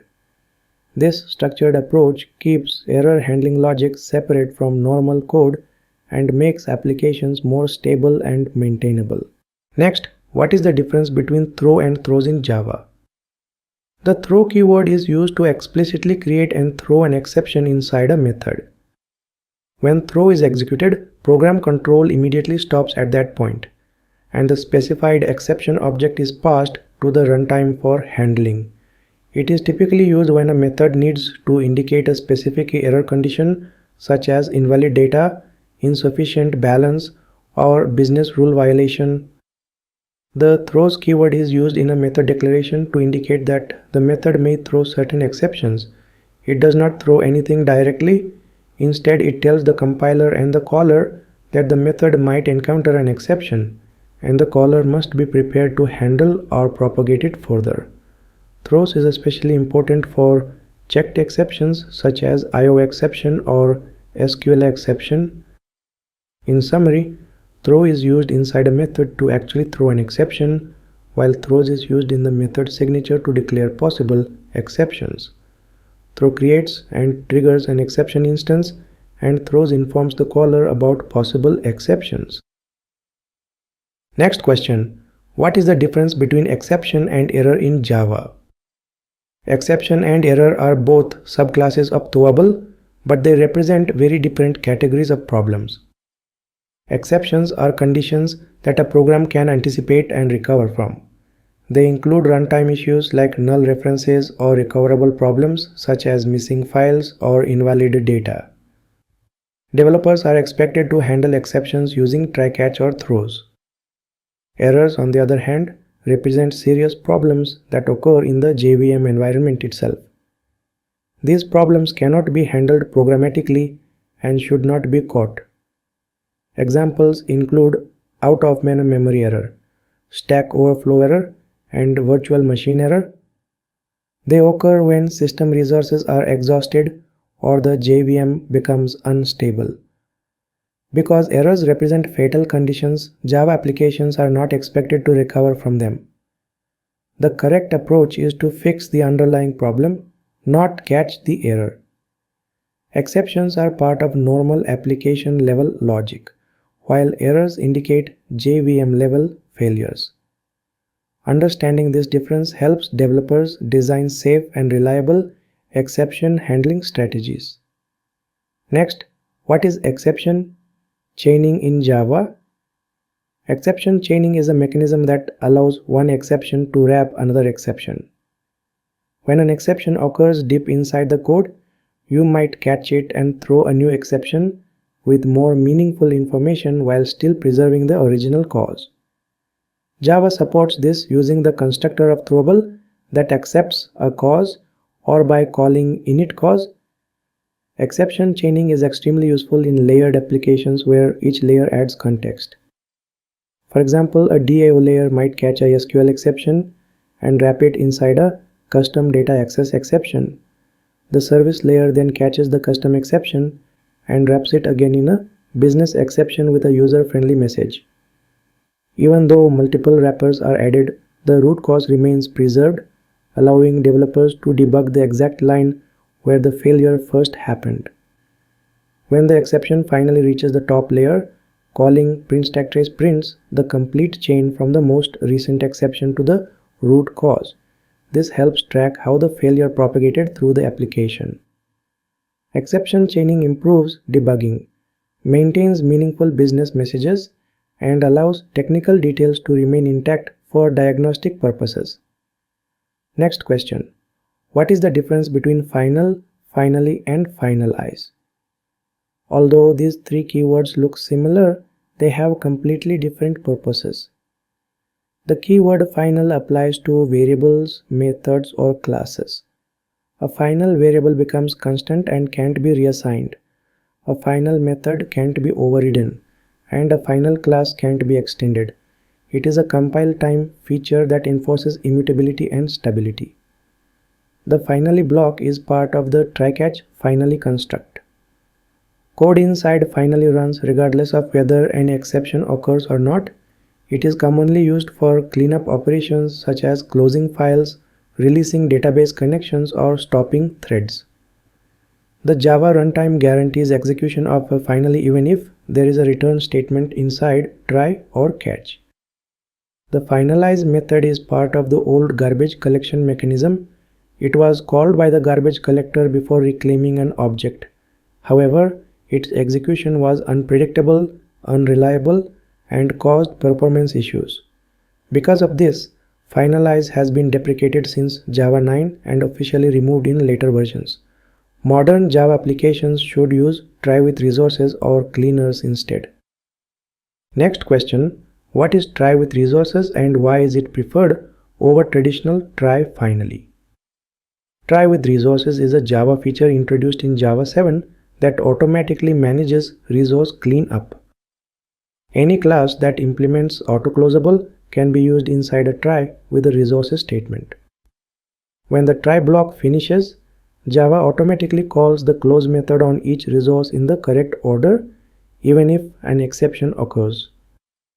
Traditional try finally requires manually closing resources in the finally block. This leads to verbose code and makes it easy to forget closing a resource or accidentally cause a second exception during cleanup. With try with resources, the syntax is cleaner, safer, and less error prone. It prevents resource leaks, makes the code more readable, and improves maintainability. Another advantage is suppressed exceptions. If both the try block and the close method throw exceptions, the primary exception is preserved, while the second one becomes a suppressed exception. This prevents the original problem from being hidden. Overall, try with resources is the recommended way to handle files, streams, sockets, database connections, or any resource that needs safe cleanup.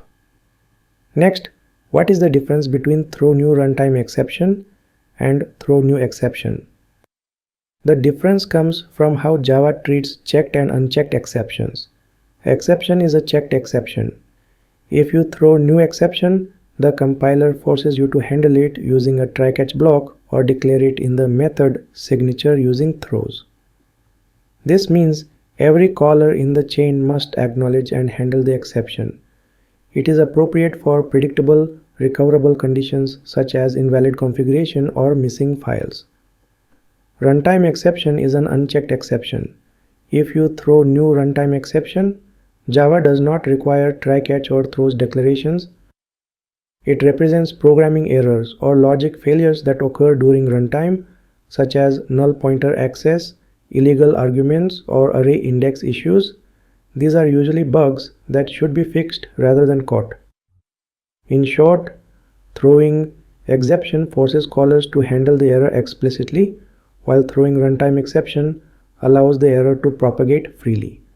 Developers choose based on whether the error is recoverable or indicates a defect in the code. Next, what happens if an exception occurs inside a catch block? If an exception occurs inside a catch block, Java abandons the current catch block and begins searching for another matching catch block in the surrounding try-catch structure. If none exists, the exception propagates upward to the caller method. just like any normal exception.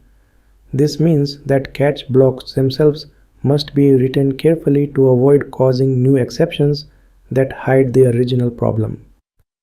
For example, if you log an error and the logger throws a null pointer exception, the original exception might be lost unless you handle the new exception. This can make debugging extremely difficult. To avoid this, developers often use nested try-catch blocks or rely on safe logging frameworks. If a finally block exists, it still executes even if the catch block throws a new exception. The exception thrown inside the catch block becomes the new active exception. Exception chaining can be used to preserve both exceptions by wrapping the new exception and passing the old one as the cause. Understanding this behavior is important for building robust error handling logic. What is the difference between comparable and comparator in Java? Comparable and comparator are two important interfaces used for sorting objects, but they serve different purposes and behave differently. To understand them clearly, we need to compare them point by point using the exact differences interviewers expect. Let's go through each difference in a clean and structured way. 1. Purpose. Comparable defines the natural or default sorting order of a class. This means the class itself decides how its objects should be sorted. Comparator defines external sorting logic that exists outside the class. It is used when you want custom sorting rules without touching the original class. 2. Where it is used. Comparable is used inside the class. You implement comparable when the class wants to define how two of its objects should be compared. Comparator is used outside the class. A separate class or object decides how two objects should be compared. 3. Sorting type. Comparable supports only one sorting order because it lives inside the class. There can be only one compare-to method.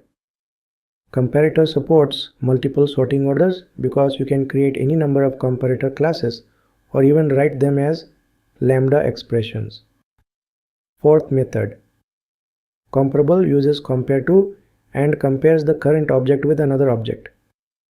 Comparator uses compare and compares two external objects that are passed as parameters. 5. Package. Comparable belongs to java.lang package. Comparator belongs to java.util package. 6. Does it modify the source class? Comparable requires modifying the original class because the class must implement comparable. Comparator keeps the source class unchanged. This is extremely useful when the class belongs to a library or when you are not allowed to modify the original class. 7. Flexibility. Comparable is not flexible because it allows only one sorting logic. Comparator is fully flexible because it allows unlimited sorting strategies outside the source class. 8. When it is used. Comparable is used when your class should always follow a single natural order. For example, numbers are naturally ascending, strings naturally sort alphabetically, employees might naturally sort by ID. Comparator is used when you need multiple sorting orders or when the class cannot be changed. 9. Sorting mechanism. Collections.sort and arrays.sort use the compare-to method if the class implements comparable. If the class does not implement comparable, sorting must be done using a comparator. 10. Easy memory trick. Comparable means the object compares itself with another object. Comparator means a third object compares two other objects. Now that we understand all differences clearly, let's walk through a clean and practical example. Let's understand main differences with an example. We begin by creating a student class with the fields name and marks. This class represents the objects we want to sort. Inside the student class, we implement the comparable interface and override the compare-to method. The compare-to method compares students based on their marks in ascending order. This is the default sorting logic defined inside the class itself. Whenever we call collections.sort without a comparator, this compare-to method will be used automatically. Next, we create a separate class called nameComparator that implements the comparator interface. Inside the compare method, we compare the names of two students using string.compareTo. This defines an external sorting logic that sorts students alphabetically. Then we create another comparator called marks.comparator that compares students by marks in descending order. Note that for descending order, we need to compare student 2 marks with student 1 marks. This shows how comparator allows multiple sorting rules for the same class. Now inside the main method, we create a list of student objects. We add Ramesh with 85 marks, Anita with 92 marks, and Vikas with 78 marks. First, we call collections.sort on the list without passing any comparator. Because the student class implements comparable, the compare2 method is used automatically and students are sorted by marks in ascending order. Next, we sort the same list again, but this time we pass a nameComparator object as the second argument. Now Java ignores the compare2 method and uses the compare method of the nameComparator. Students are now sorted by their names alphabetically. Finally, we sort the list once more using the marks.comparator. This time students are sorted by marks in descending order. This demonstration clearly proves the most important difference between comparable and comparator. Comparable gives you only one sorting order and it must be defined inside the class. Comparator gives you multiple external sorting rules without touching the original class. Now here is the clean interview summary. You can speak directly. Comparable is used to define the natural sorting order inside the class using the compare2 method. It supports only one sorting logic and modifies the source class. Comparator is used to define external sorting rules using the compare method. It supports multiple sorting strategies and does not modify the original class. Comparable is used for default sorting. Comparator is used for custom sorting. That is the complete detailed explanation of comparable versus comparator in Java. Hey everyone, welcome back.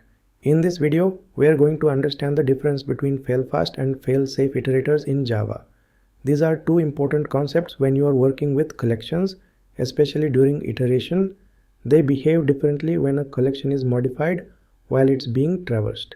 Let's begin. Starting with how each iterator handles modification during iteration. Fail-fast iterators do not allow changes to the collection while you are iterating over it. If any thread modifies the structure of the collection, like adding or removing elements after the iterator is created, it immediately results in an error. On the other hand, fail-safe iterators allow the collection to be modified during iteration. You can safely update or delete elements while looping, and the iterator won't throw an exception. Fail-fast iterators throw a runtime exception called concurrent modification exception. This happens when the collection is modified structurally while iterating. It's Java's way of telling you this collection was changed in the middle of iteration, which might lead to inconsistent results. In contrast, fail-safe iterators don't throw any exceptions even if the collection is modified during iteration. They are built to work safely in such conditions by isolating the iterator from changes happening in the original collection. Fail-fast iterators directly access the original collection while iterating. They work on the actual structure, which is why any changes to that structure cause immediate failure.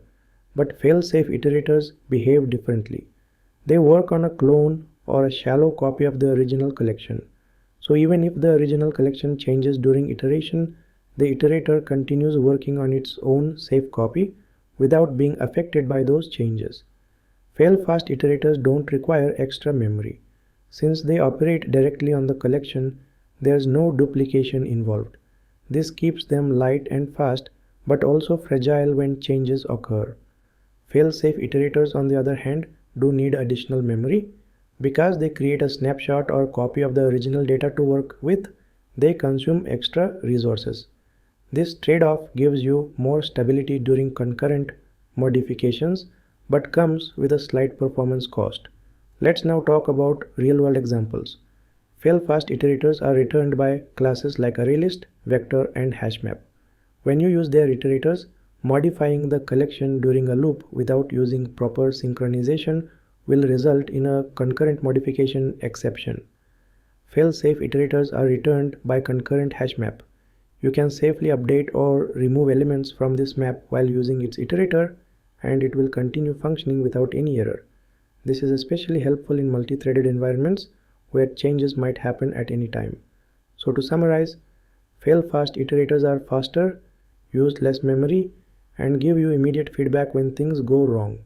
But they cannot tolerate concurrent modification. They work directly on the collection and are best used in single-threaded or controlled environments. Fail-safe iterators are safer and more stable when working with collections that are being updated while they are being read. They handle concurrent changes gracefully by using a copy of the collection. This makes them ideal for multi-threaded applications, especially when using classes like ConcurrentHashMap. Understanding this difference is key to writing safe and predictable Java code, especially when working with collections under concurrent access. The difference between collection and collections. They sound almost identical, but they serve completely different purposes. Let's get started. First off, collection is an interface. That means it doesn't contain actual logic. It just defines the contract or the structure for classes that implement it, like list, set, and queue. On the other side, collections with ans at the end is a utility class. It's part of java.util and it's filled with helper methods that operate on or return different types of collections. So remember, collection is an interface while collections is a utility class. Moving on, the collection interface represents a group of elements, like a list of products, a set of student names, or a queue of tasks. It's the root of the entire collection hierarchy, but the collections class is not used to hold elements. Instead, it provides static methods like sorting a list, reversing it, making it read-only, or even synchronizing it. So, collection holds data and collections helps you work with that data. Now let's talk about thread safety. Implementations of the collection interface like ArrayList or HashSet are not thread safe by default. That means if two threads try to modify the same list at the same time, you could get inconsistent results or even crashes. This is where collections comes in handy. It has utility methods like synchronized list or synchronized map that wrap your existing collections and make them thread safe. So collection doesn't protect your data in a multi-threaded environment, but collections gives you the tools to do it safely. And finally, method types. Starting from Java 8, the collection interface includes both static and default methods. That means interfaces in Java can now provide some reusable logic directly without forcing all implementing classes to define it themselves. But the collections class, being a utility class, only contains static methods. Every method in it, like sort, shuffle, or binary search, is meant to be called statically, without creating an object of the collections class. So the takeaway here is, collection has static and default methods in its interface form, while collections is a static-only utility class. So to wrap it up, even though the names look almost the same, collection and collections are two very different things in Java. Collection is a foundational interface, a structure that holds a group of objects. Collections is a helper class, a set of helper methods you can use to manipulate or enhance collections. Understanding the difference will help you avoid confusion and make better design choices in your Java code. What is Java Collections framework and its hierarchy? Well, Java Collections is a framework that provides pre-built data structures for storing and managing data efficiently. This Java Collections framework includes interfaces, implementations, and utility classes. So instead of manually managing the arrays, Java Collections provides dynamic, flexible, and optimized inbuilt data structures. Now let us take a look into the Java Collections framework hierarchy. So if you can look at this diagram over here, this diagram represents a Java Collection framework hierarchy. And at the top you can see the iterable interface. So iterable is an interface that represents a collection of elements that can be iterated over, meaning you can access the elements one by one. And this iterable interface provides the capability of iteration or looping for all the extended collections. And here we have a collection interface. So collection interface is a main interface. It is a root interface in the Java collections framework hierarchy. A collection basically represents a group of objects known as elements, and this collection interface contains all the common methods that can be accessed by the extended interfaces. Next, here we have a list interface. List interface extends a collection interface, and this list interface represents ordered collection of elements that can allow the duplicate elements. And list interface has the common implementations like array list, linked list, vector. And here we have a set. Set interface extends collection interface. Set represents unordered collection of unique elements. It means set does not allow the duplicate elements. And here you can see set interface has the common implementations like HashSet, linked HashSet. And here we have a sorted set interface that extends set interface. So this sorted set interface contains the elements that are in an ascending order, and this treeset class implements this sorted set interface. Next, here we have a queue interface that extends collection interface. This queue represents a collection that follows first in first order. This queue interface has the common implementations such as priority queue and linked list. And here we have a dequeue interface. The dequeue extends the queue interface. It is a double-ended queue that allows adding and removing elements from both the ends. The common implementations of dequeue interface are array dequeue and linked list. And here we have a blocking queue that extends queue interface. And the common implementations of blocking queue interface are array blocking queue and linked blocking queue. Next, here we have a map hierarchy. Well, map does not extend the collection interface, but it is considered as a part of the collections framework. This map represents a collection of key value pairs. This map interface has a common implementations such as HashMap, LinkedHashMap, and HashTable. HashTable is a legacy class. Next, here we have a sorted map interface that extends map interface. In a sorted map interface, the keys are sorted in an ascending order. And this sorted map interface has the implementation called tree map. So this is the complete hierarchy of collections framework. Next, in this collections framework, you can see the legacy classes, hash table, vector, stack. So these are the legacy classes, and these are the rarely used in a Java development. So this is how the Java collections framework looks at a high level. Alright, great. I will see you in the next lecture. In today's video, we are going to explore the three most commonly used set implementations in Java: HashSet, LinkedHashSet, and treeset. Let's jump right in. First, let's understand the underlying data structures. HashSet is backed by a hash table. It uses hash codes to store and retrieve elements, which makes it very efficient for lookups and insertions. LinkedHashSet also uses a hash table under the hood, but it adds a linked list on top of that to maintain the order in which elements were inserted. Treeset, on the other hand, is completely different. It's backed by a red-black tree, which is a type of self-balancing binary search tree. This is what enables it to store elements in a naturally sorted order. Now let's talk about how elements are ordered. HashSet does not maintain any order. When you add elements to a HashSet, they might appear in any sequence when you iterate through them, and the order can even change over time. LinkedHashSet, however, maintains the insertion order. This means when you loop through a linked HashSet, the elements will appear in the same order you inserted them. Treeset maintains a sorted order. That means the elements are always arranged either in their natural order, like alphabetical or numerical, or in a custom order defined by a comparator. So if you want sorted data, treeset is the way to go. In terms of performance, HashSet generally performs the best for basic operations like add, remove, and search. This is because it relies on constant time hashing. LinkedHashSet is slightly slower than HashSet. That's because in addition to storing data in a hash table, it also maintains a linked list to preserve insertion order. Treeset is the slowest of the three. That's due to the cost of maintaining a sorted tree structure. Insertions, deletions, and lookups in a treeset take log n time since it uses a balanced tree internally. Let's look at null handling. HashSet allows one null element. If you try to insert more than one null, it simply ignores the duplicates. LinkedHashSet also allows one null element.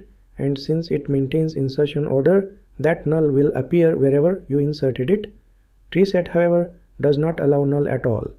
Trying to insert a null value into a TreeSet will throw a null pointer exception. That's because it relies on comparisons for ordering, and comparing null with other values isn't allowed in Java. Let's look at memory usage. Memory-wise, HashSet uses the lowest memory. It stores only the hash table data.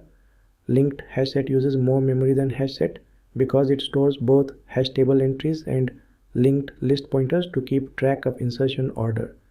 TreeSet consumes even more memory than the other two.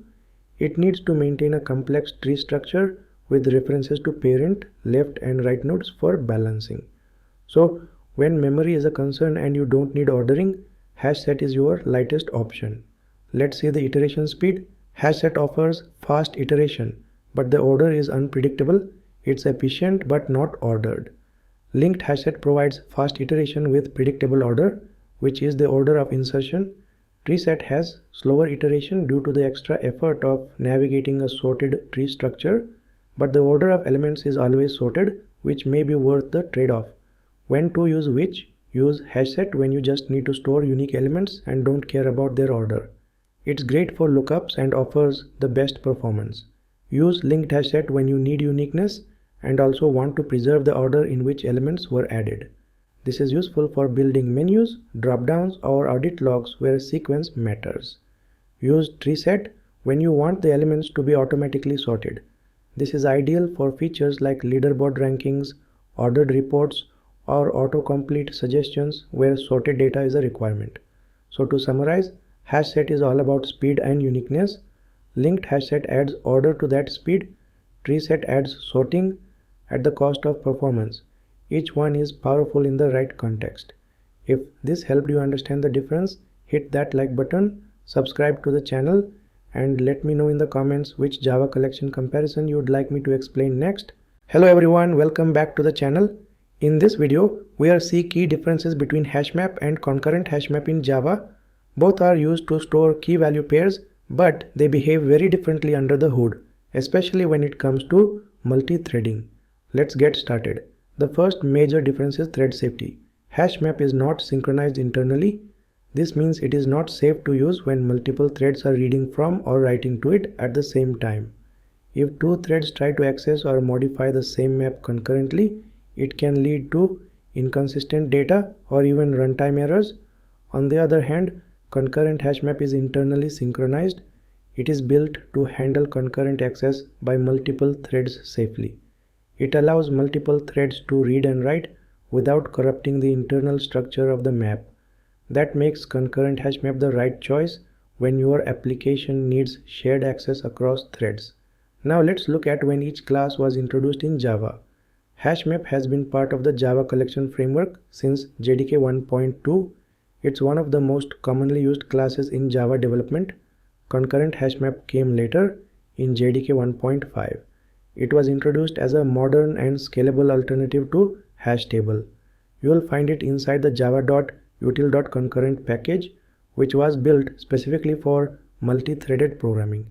If you are using Java 5 or above, you will have access to both classes. Next, we have null handling.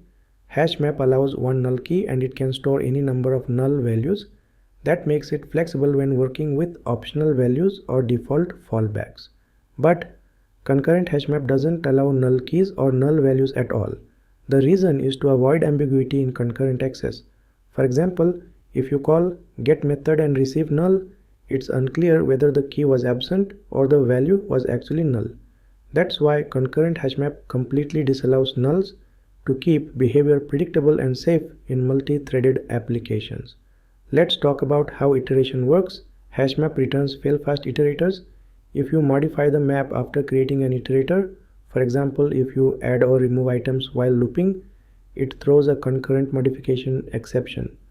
ConcurrentHashMap uses fail-safe iterators. These iterators work on a snapshot view of the data, so they won't throw exceptions if other threads modify the map during iteration.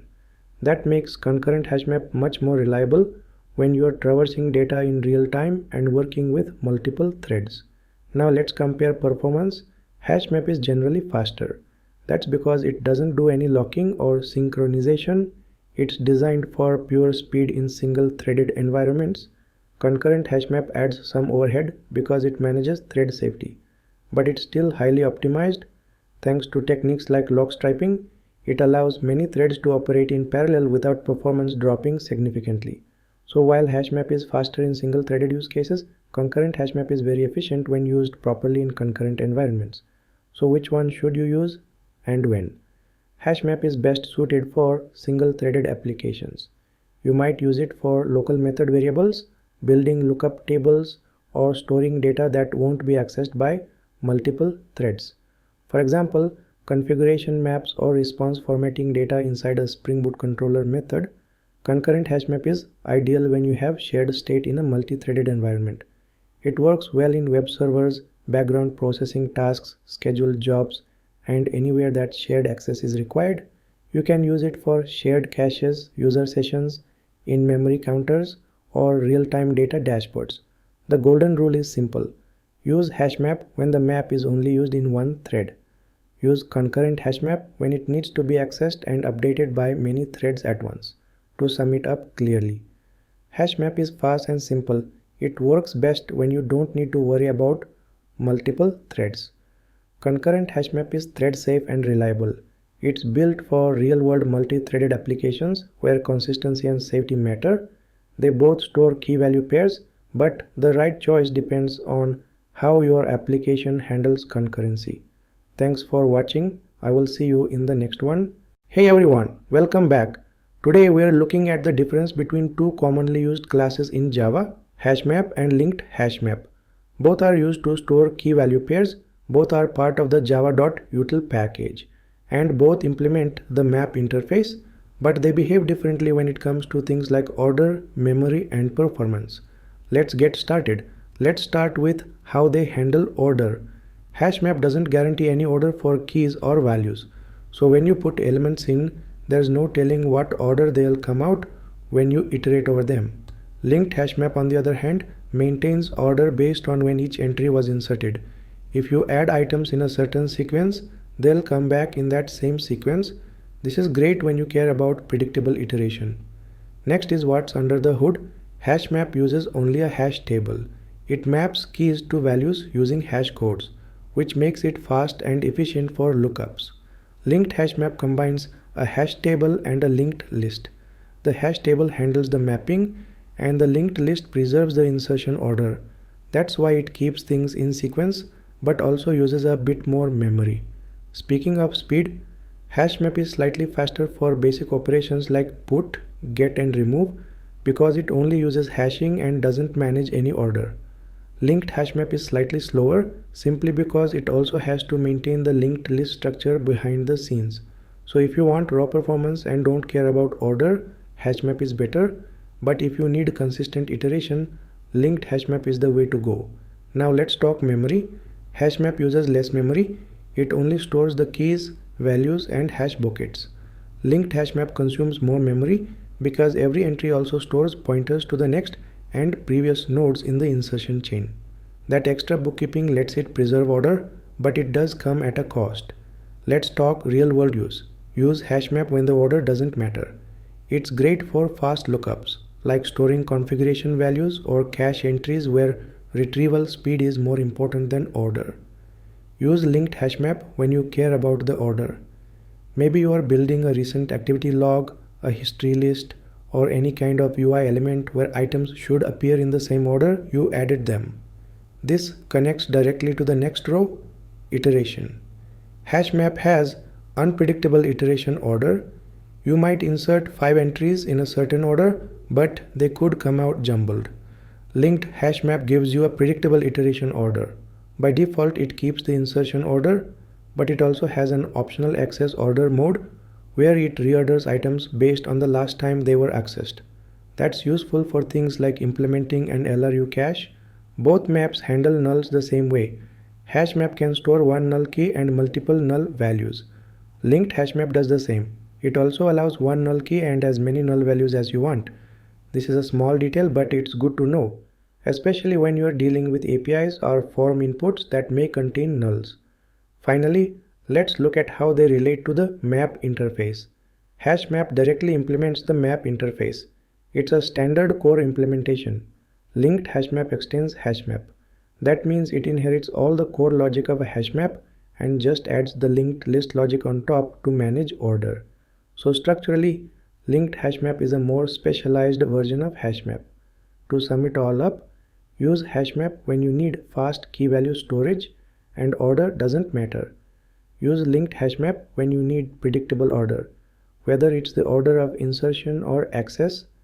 Both are commonly used collections, but choosing the right one depends on what your app needs, speed or sequence. Thanks for watching. I will see you in the next one. Hey everyone, welcome back. Today we are going to break down a really important concept in Java streams, the difference between intermediate operations and terminal operations. Streams allow us to process collections of data in a declarative way, but to use them well, you need to understand how these two types of operations work together. We'll start with the definition. Intermediate operations are the steps that transform a stream, like filtering or mapping, but they don't produce a result on their own. They return another stream. Terminal operations, on the other hand, are the final step in a stream pipeline. They actually produce a result, like a list, a count, or a boolean, and after that, the stream is considered consumed and can't be used again. So intermediate builds the pipeline and terminal triggers it. Let's talk about what happens behind the scenes. Intermediate operations are lazy. That means they don't do anything until a terminal operation is called. You can chain multiple intermediate steps, but they won't execute right away. Terminal operations are eager. They start the actual processing. Once a terminal operation runs, the entire pipeline is executed and the stream gets closed. This laziness helps Java optimize the processing under the hood, often doing everything in a single pass. Now the return type. Intermediate operations always return another stream. That allows you to keep chaining operations. For example, calling .map or .filter just gives you a new stream. Terminal operations return a concrete result. That could be a number, a list, a boolean, or even nothing at all. Once a terminal operation is executed, no further stream operations can be added. So remember, intermediate builds the flow. Terminal gives you the final outcome. Let's look at some examples. Intermediate operations include map, filter, sorted, and distinct. These all transform the data in some way, but don't give you the final result. Terminal operations include collect, for each, reduce, count, and any match. These are the final step and produce an output, like collecting into a list or printing each item. Think of intermediate steps as preparing the data, and the terminal step as saying, okay, now give me the result. Here's where many developers get confused. Execution timing. Intermediate operations don't run immediately. You can chain 10 of them together and nothing happens until the terminal step is called. Terminal operations trigger the stream pipeline to run. They pull the data through all the intermediate steps and give you the result. So if your stream code isn't running, check that you've added a terminal operation. That's what makes it actually execute. Let's talk side effects. Intermediate operations should be side effect free. That means they should not change state or modify external variables. Their job is just to define how the data should be transformed. Terminal operations may include side effects. For example, for each might print to the console or update a counter. But you still want to avoid side effects unless you really need them, especially in parallel streams. Keeping side effects out of intermediate steps makes your code more predictable and easier to debug. Now where do they fit? Intermediate operations appear in the middle of a stream pipeline. You can have one or many chained together to shape the data as needed. Terminal operations always appear at the end. Once a terminal operation is called, the pipeline is complete and the stream is closed. So the pipeline structure is stream source, intermediate steps, and finally one terminal operation. Let's wrap this up. In Java streams, intermediate operations transform the data and return another stream. They're lazy and they define what should happen, but they don't trigger anything on their own. Terminal operations finish the job. They start execution, return a result, and close the stream.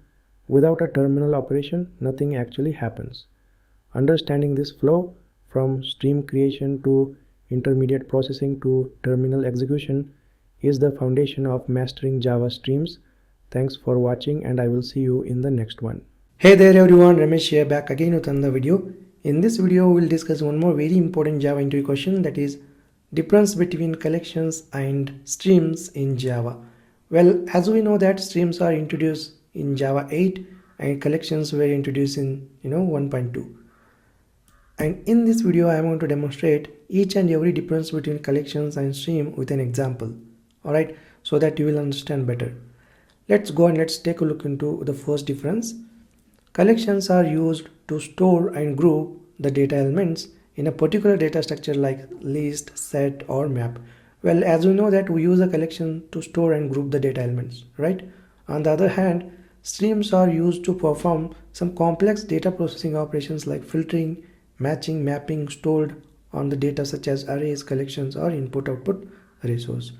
Well, we basically use streams to perform some operations like filtering, matching, mapping, and we create a stream from different sources like arrays, collections or input-output sources. Well, let me demonstrate this point with an example so that you will understand better. Well, here I have written a piece of code to demonstrate this difference. Here I have created a list object using ArrayList implementation class. A list is basically a collection and we store basically data elements in the list, right? And on the other hand, you can see here stream. Well, first we have converted a list into stream because we basically create a stream from the collection or array or any input-output resources. So in this example, we are creating a stream from the list and then we are performing some filtering operations using filter method on this stream. Okay, so here basically we are filtering apple from the list. Okay, and then finally we are collecting the result. It means that streams are used to perform some operations like filtering, mapping, collecting the result, etc. Streams are not used to store the data elements. Okay, collections are used to store and group the data elements. On the other hand, streams are used to perform the operations like filtering, mapping, collecting the result. In this example, we are using filter method to filter apple element from the stream elements, and again we are using collect method to collect the result in a list. Okay, and then finally we have printed this list. Alright, so let me run the program and let me show you the output. And here you can see, here we have used stream to perform filtering operation. Okay, so filtering operation here basically we are filtering apple element from the stream. Okay, and here is the output. Apple is filtered from this stream.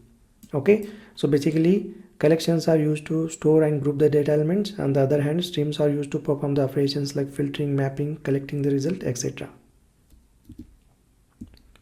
Well, let's take a look into the next difference. You can add or remove elements from the collections. On the other hand, you cannot add or remove elements from the stream. Well, as we know that in collections we have add and remove methods, right? We can use them to add or remove the elements from the collections. On the other hand, you don't see any methods like to add the elements or remove the elements because we don't use stream to add or remove the elements. Okay, we use stream to perform some operation. For example, let's consider the same example over here. Here we have created a list object using ArrayList implementation class, and here we are using add and remove method. Okay, so basically ArrayList class provides add and remove method to add the element to the list and to remove the elements from the list. So this is how we can add and remove elements from the collection. On the other hand, you don't find any add or remove APIs or methods in a stream because we cannot add or remove elements from the stream. Okay, stream is used to only perform some operations like filtering, mapping, okay, matching and collecting the result, etc. Alright guys, one more important to note here is that whenever we create a stream from the different resources like array, collections, input, output resources, and if we change the stream, then its source does not change.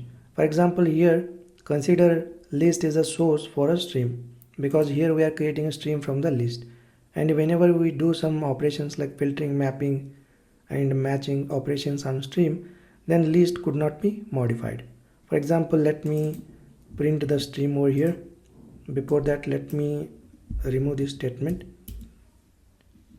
and here I will print the list. I will just use for each here, and then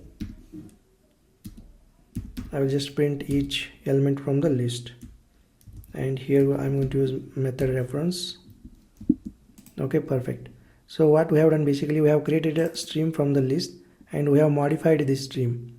Okay, and whenever we modify stream by using filtering, matching, mapping, etc., then the source, that is list, should not be modified. For example, let me run the program and let me show you the output. Okay, so here what I will do, I will put one new line. Okay, let me run the program again. Yeah, there we go. You can see here the output. So result, so this is the output of the stream. Okay, and apple is filtered from this list, so you can see banana, mango, orange. And then fruits is the list, and I have printed fruits over here, and you can see fruits list contains 4 elements. Even though we have performed some stream operations, that is filtering on fruits, but the source, that is list, is not modified.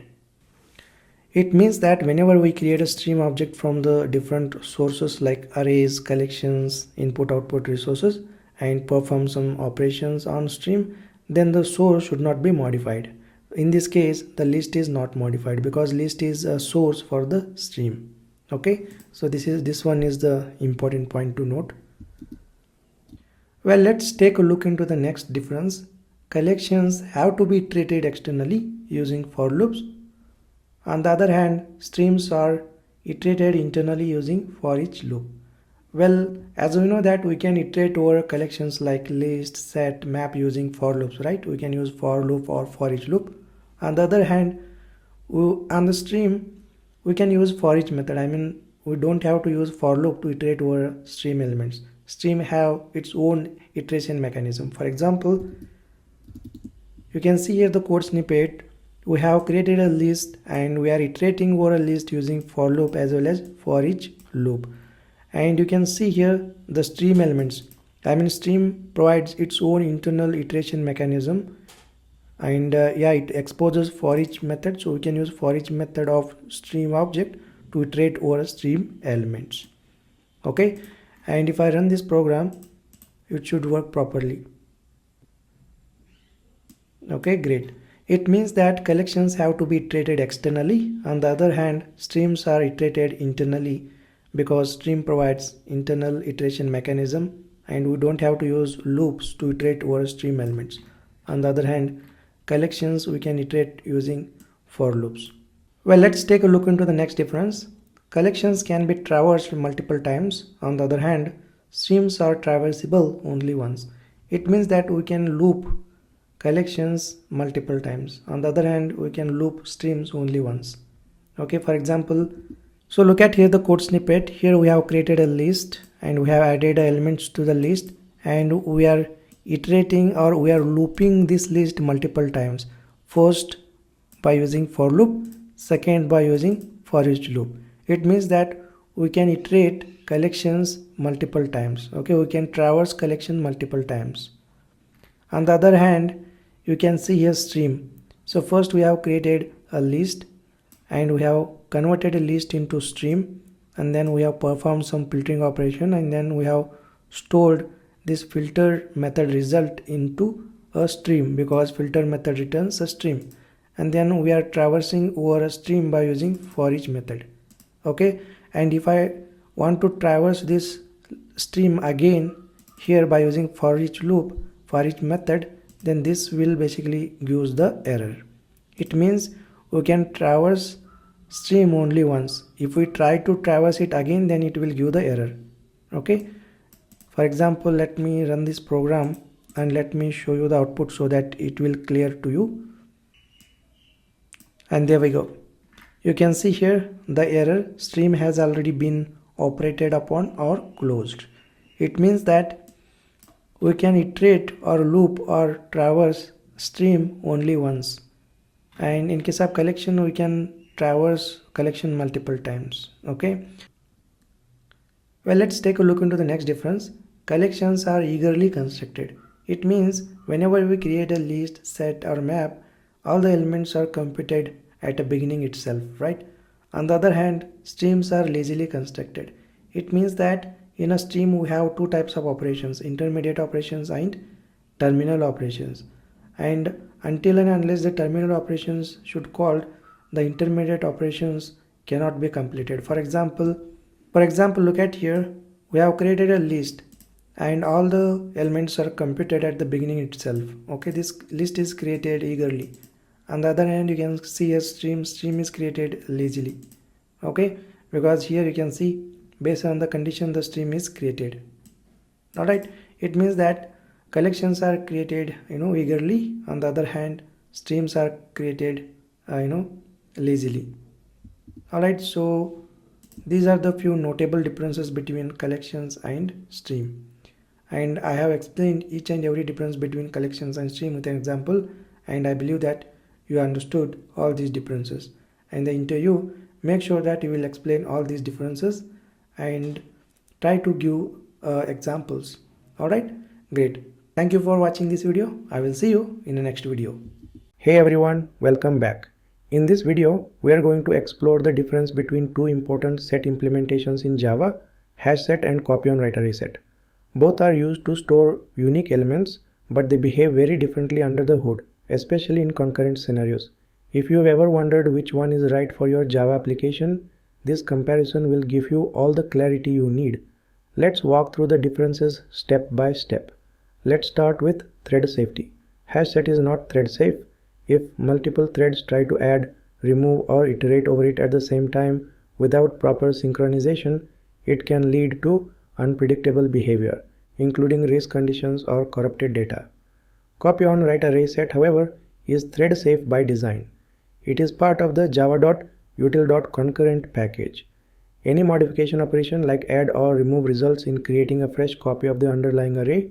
This ensures that read operations can happen safely even while writes are ongoing.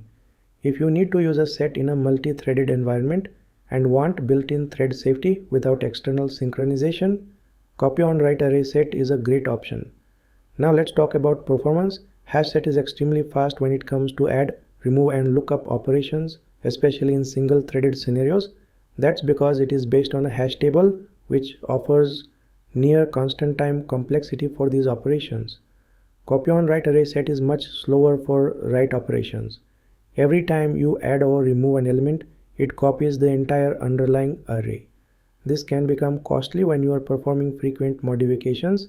However, for read-heavy applications where writes are rare and reads happen often, CopyOnWriteArraySet can be surprisingly efficient, since reads don't require any locking and are super fast.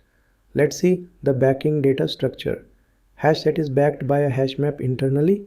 It uses the map's keys to store elements, and that's what enables it to provide fast access and uniqueness guarantees. CopyOnWriteArraySet is backed by a CopyOnWriteArrayList. This is an array-based list where all modifications result in copying the entire array. That's how it maintains immutability for readers and ensures thread safety. So while HashSet gives you better performance overall, CopyOnWriteArraySet gives you consistency and thread safety through a different strategy by sacrificing some speed during updates. When to use HashSet and when to use CopyOnWriteArraySet.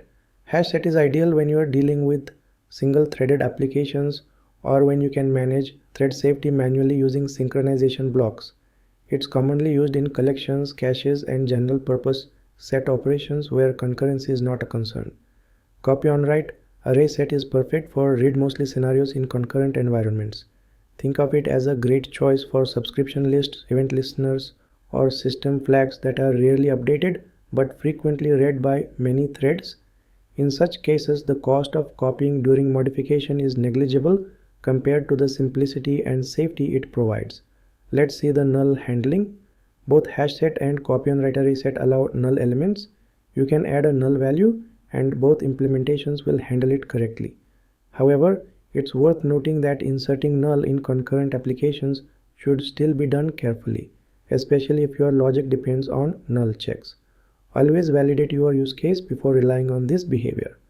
Next, let's see the iterator behavior. HashSet uses fail-fast iterators. If the set is modified while being iterated and you haven't synchronized access, it throws a concurrent modification exception. CopyOnWriteArraySet uses failsafe iterators. It iterates over a snapshot of the collection. So even if the set is modified during iteration, it won't throw an exception. This makes it highly predictable and safe in concurrent context. If you are building something where multiple threads might be reading and updating a set at the same time, CopyOnWriteArraySet gives you a lot more peace of mind. So to wrap it all up, HashSet is fast, efficient, and ideal for use in non-concurrent scenarios, but it needs external synchronization when used in multi-threaded environments. CopyOnWriteArraySet is built for thread-safe use. It performs best when the set is read frequently but written too rarely. It trades off write performance for guaranteed safe reads with no need for locking. Both are valuable, and the right choice depends on whether your application is single-threaded or concurrent and how frequently the set is modified. If this made things clearer, give the video a like, subscribe for more Java deep dives, and let me know in the comments if you want me to compare other concurrent collections next. Until then, keep learning and keep building. Hi everyone, welcome back. In this video, we are going to discuss top interview questions on Java functional programming, which covers Java 8 features as well. What is functional programming in Java? Functional programming in Java is a programming style where you write code using functions as the primary building blocks instead of focusing on classes and objects. The main idea is that functions should behave like mathematical functions, meaning the same input always gives the same output without modifying shared state. Java supports functional programming through lambda expressions, functional interfaces, method references, streams, and immutability concepts. This allows developers to write cleaner, more concise code that avoids unnecessary side effects. Functional programming became fully mainstream in Java after Java 8, which introduced the java.util.function package. This brought interfaces such as function, predicate, supplier, and consumer that make it easy to pass behavior as arguments. Functional programming improves readability, encourages declarative style, and is extremely useful in parallel processing because functions that do not modify shared state are safe to run in multiple threads. Overall, functional programming helps write cleaner, safer, and more testable Java programs. Next question: what is a lambda expression in Java? A lambda expression is a short block of code that you can pass around as if it were an object. It allows you to write functions inline without creating separate classes or methods. Before lambdas, developers had to write long anonymous inner classes even for simple tasks like sorting or filtering. A lambda expression contains parameters on the left side and the implementation on the right side, separated by an arrow symbol. It is used wherever a functional interface is expected. A functional interface is simply an interface that contains exactly one abstract method. Lambdas make Java more expressive, reduce boilerplate code, and support functional programming techniques like passing behavior as data. They are heavily used in stream operations, event handling, filtering logic, logging strategies, and callback implementations. By eliminating unnecessary verbosity, lambda expressions help developers focus on business logic rather than infrastructure code. Next, what is a functional interface? A functional interface is an interface that contains exactly one abstract method. It may contain multiple default or static methods, but only one abstract method is allowed. This single abstract method acts as the contact for lambda expressions. Java provides many built-in functional interfaces in the java.util.function package. For example, function represents a transformation operation, predicate represents a condition, consumer represents an action, and supplier represents a value provider. Functional interfaces are extremely important because they allow Java to treat functions as first-class citizens. Without functional interfaces, Java would not support lambda expressions or method references. Functional interfaces also help simplify code, improve reusability, and promote a more declarative programming style. They play a major role in stream pipelines, concurrency utilities, event-driven systems, and modern Java frameworks. Next question: what is the Stream API in Java? The Stream API is a powerful abstraction that allows you to process collections in a functional and declarative way. Instead of writing loops manually, you build a pipeline of operations that transform data step by step. Streams allow operations such as filtering, mapping, sorting, reducing, grouping, and collecting results efficiently. They support both sequential and parallel execution, which helps utilize multi-core processors automatically. A key characteristic of streams is that they do not store data. They operate on data from collections, arrays, or I/O sources. Streams are also lazy, meaning they do not run until a terminal operation is invoked, such as collect or for each. The Stream API makes code shorter, more readable, and less error prone. It helps avoid side effects by encouraging pure functions inside pipelines. Overall, Stream API is one of the most important features that brought functional programming into Java. Next, what is the difference between map and flat map in Java streams? The map operation transforms each element of a stream into another value. For example, you can convert strings to uppercase or extract fields from objects. Each input element produces exactly one output element. Flat map is different. It transforms each element into a stream and then flattens all resulting streams into a single continuous stream. This is useful when each input element may produce multiple output values. A simple conceptual example is when each user has a list of phone numbers.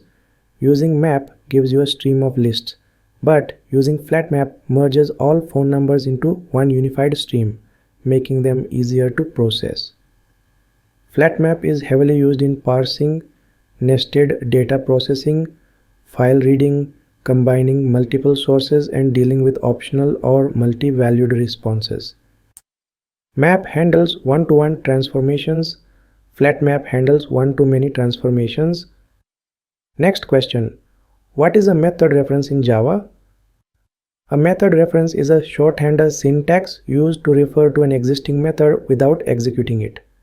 It is a more readable alternative to lambda expressions when the lambda body simply calls another method. There are 4 types of method references: reference to a static method, reference to an instance method, reference to a constructor, and reference to an instance method of an arbitrary object. For example, if you need to print each value in a stream, instead of writing a lambda like xarrow system.out.println x, you can use system.out.println directly. Method references improve clarity and reduce redundant syntax. They are especially useful when used with streams, optional values, and callback APIs. Method references form an important part of modern Java and help developers write expressive, functional style code. Next, what is immutability in functional programming? Immutability means that once an object is created, its state cannot be modified. Functional programming encourages immutability because it eliminates side effects and makes code safer. In Java, immutable objects include string, wrapper classes, records, and objects you design with final fields. Immutability ensures thread safety because no thread can change the state while another thread is reading it. Immutability also improves referential transparency, which means the same function call will always produce the same result. Although immutable objects may require new object creation on updates, modern JVM optimization makes this extremely efficient. Immutability is crucial in stream operations, parallel computations, and functional style API design. Next question: what is a predicate in Java functional programming? A predicate is a functional interface that represents a condition or test that returns true or false. It takes one argument and produces a Boolean result. Predicates are widely used for filtering collections, validating input, checking conditions, and driving conditional logic inside streams and optionals. Predicates also support chaining using methods such as and, or, and negate, which allows developers to combine multiple conditions in a functional way. Predicate encourages clean declarative logic and avoids deeply nested if-else blocks. Next, what is optional in Java and why is it used in functional programming? Optional is a container object introduced to represent the presence or absence of a value without using null. In functional programming, optional helps developers avoid null pointer exceptions and encourages explicit handling of empty results. Instead of checking whether a value is null, optional offers high-level operations such as map, flat map, filter, or else get, and if present. Optional fits naturally into functional programming because it supports chaining, transformations, and safe operations without branching through if-else conditions. The goal is to make code more expressive and avoid hidden errors caused by null references. Optional is also used in methods where a value may or may not exist, such as searching elements, parsing input, or reading configurations. This makes the developer handle missing values intentionally rather than accidentally ignoring them. Overall, optional promotes safer, more readable, and more predictable functional style code. Next question. How do you handle exceptions inside lambda expressions? Lambda expressions do not allow checked exceptions directly because functional interfaces do not declare them. To handle exceptions, developers typically wrap the lambda logic in a try-catch block inside the lambda body. This is useful for simple cases where exception handling is local. For more complex cases, developers write custom wrapper functions that convert checked exceptions into unchecked ones. This allows the lambda to remain clean while still propagating meaningful errors. Another approach is to define functional interfaces that declare checked exceptions, although this requires custom interfaces instead of built-in ones. Exception handling in lambdas is essential because lambdas are often used in streams where exceptions cannot be thrown from intermediate operations without breaking the pipeline. Wrappers and utility methods help keep the code functional while still managing errors gracefully. Proper exception handling ensures cleaner pipelines and avoids breaking functional flow. Next, what is lazy evaluation in streams and why is it important? Lazy evaluation means that intermediate operations in a stream, such as map or filter, do not execute immediately. They only run when a terminal operation like collect, reduce, or for each is invoked. This makes streams efficient because computations occur only when needed. Lazy evaluation allows Java to optimize the pipeline by combining steps, avoiding unnecessary work, and short-circuiting when possible. For example, if a filter finds a matching value early, operations after that may be skipped. Lazy evaluation is crucial for performance, especially when dealing with large data sets, infinite streams, or complex transformations. It also ensures that functional pipelines remain lightweight, with intermediate operations simply describing what to do rather than executing immediately. This model is a core part of functional programming in Java because it enables expressive and efficient data processing. Next question. What is a supplier in Java functional programming? A supplier is a functional interface that takes no input but returns a value when called. It is commonly used for lazy initialization, deferred execution, and object creation. Instead of passing a ready value, you pass a function that produces the value when needed. Suppliers are especially helpful in scenarios where computing a value is expensive and should only be done if required. They are also used in caching frameworks, dependency injection, and APIs that need flexible callback creation. In functional programming, suppliers encourage designers to think in terms of functions rather than objects. By delegating responsibility to a supplier, you create more modular and testable code.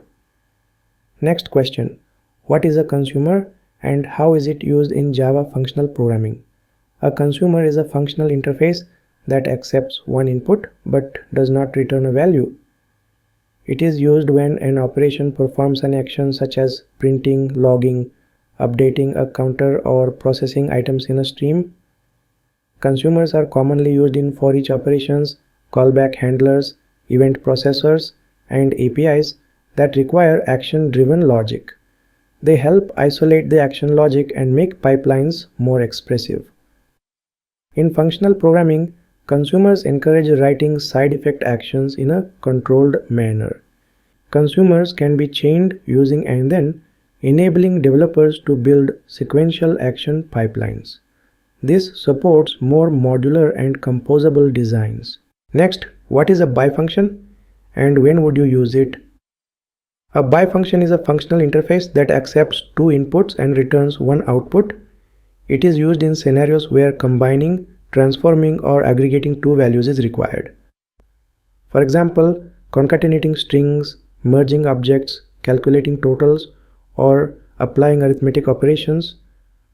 Buy function is useful in functional programming because it allows combining two independent data sources or applying complex transformations within a stream pipeline. Developers often use buy function in mapper transformations, reduce operations, and builder-style APIs. It also supports functional composition when paired with function, allowing developers to build more expressive and flexible pipelines.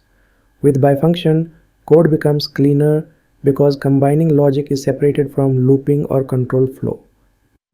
Buy function plays an important role in functional interfaces and supports writing reusable and declarative logic. Next question: what is short circuiting in Java streams? Short circuiting refers to the ability of certain operations in streams to stop evaluating once a condition is satisfied. This is particularly useful in operations like find first, any match, all match, and none match. Short circuiting improves performance because the pipeline does not need to process remaining elements once the result is known. For example, if any match finds a match in the first few items, it stops evaluating the rest. This behavior is aligned with functional programming principles because operations describe what needs to be done rather than how to iterate over the elements. The JVM optimizes the iteration automatically. Short circuiting also supports infinite streams. Without short circuiting, operations such as find first could never complete. Overall, short circuiting makes functional pipelines efficient, predictable, and expressive. Next, what is parallel stream processing and when should it be used? Parallel streams divide a stream's data into multiple chunks and process them across multiple CPU cores. This can significantly improve performance for large datasets or CPU-intensive operations because computation is distributed. However, parallel streams should not be used blindly. They work best when operations are stateless, independent, and thread-safe.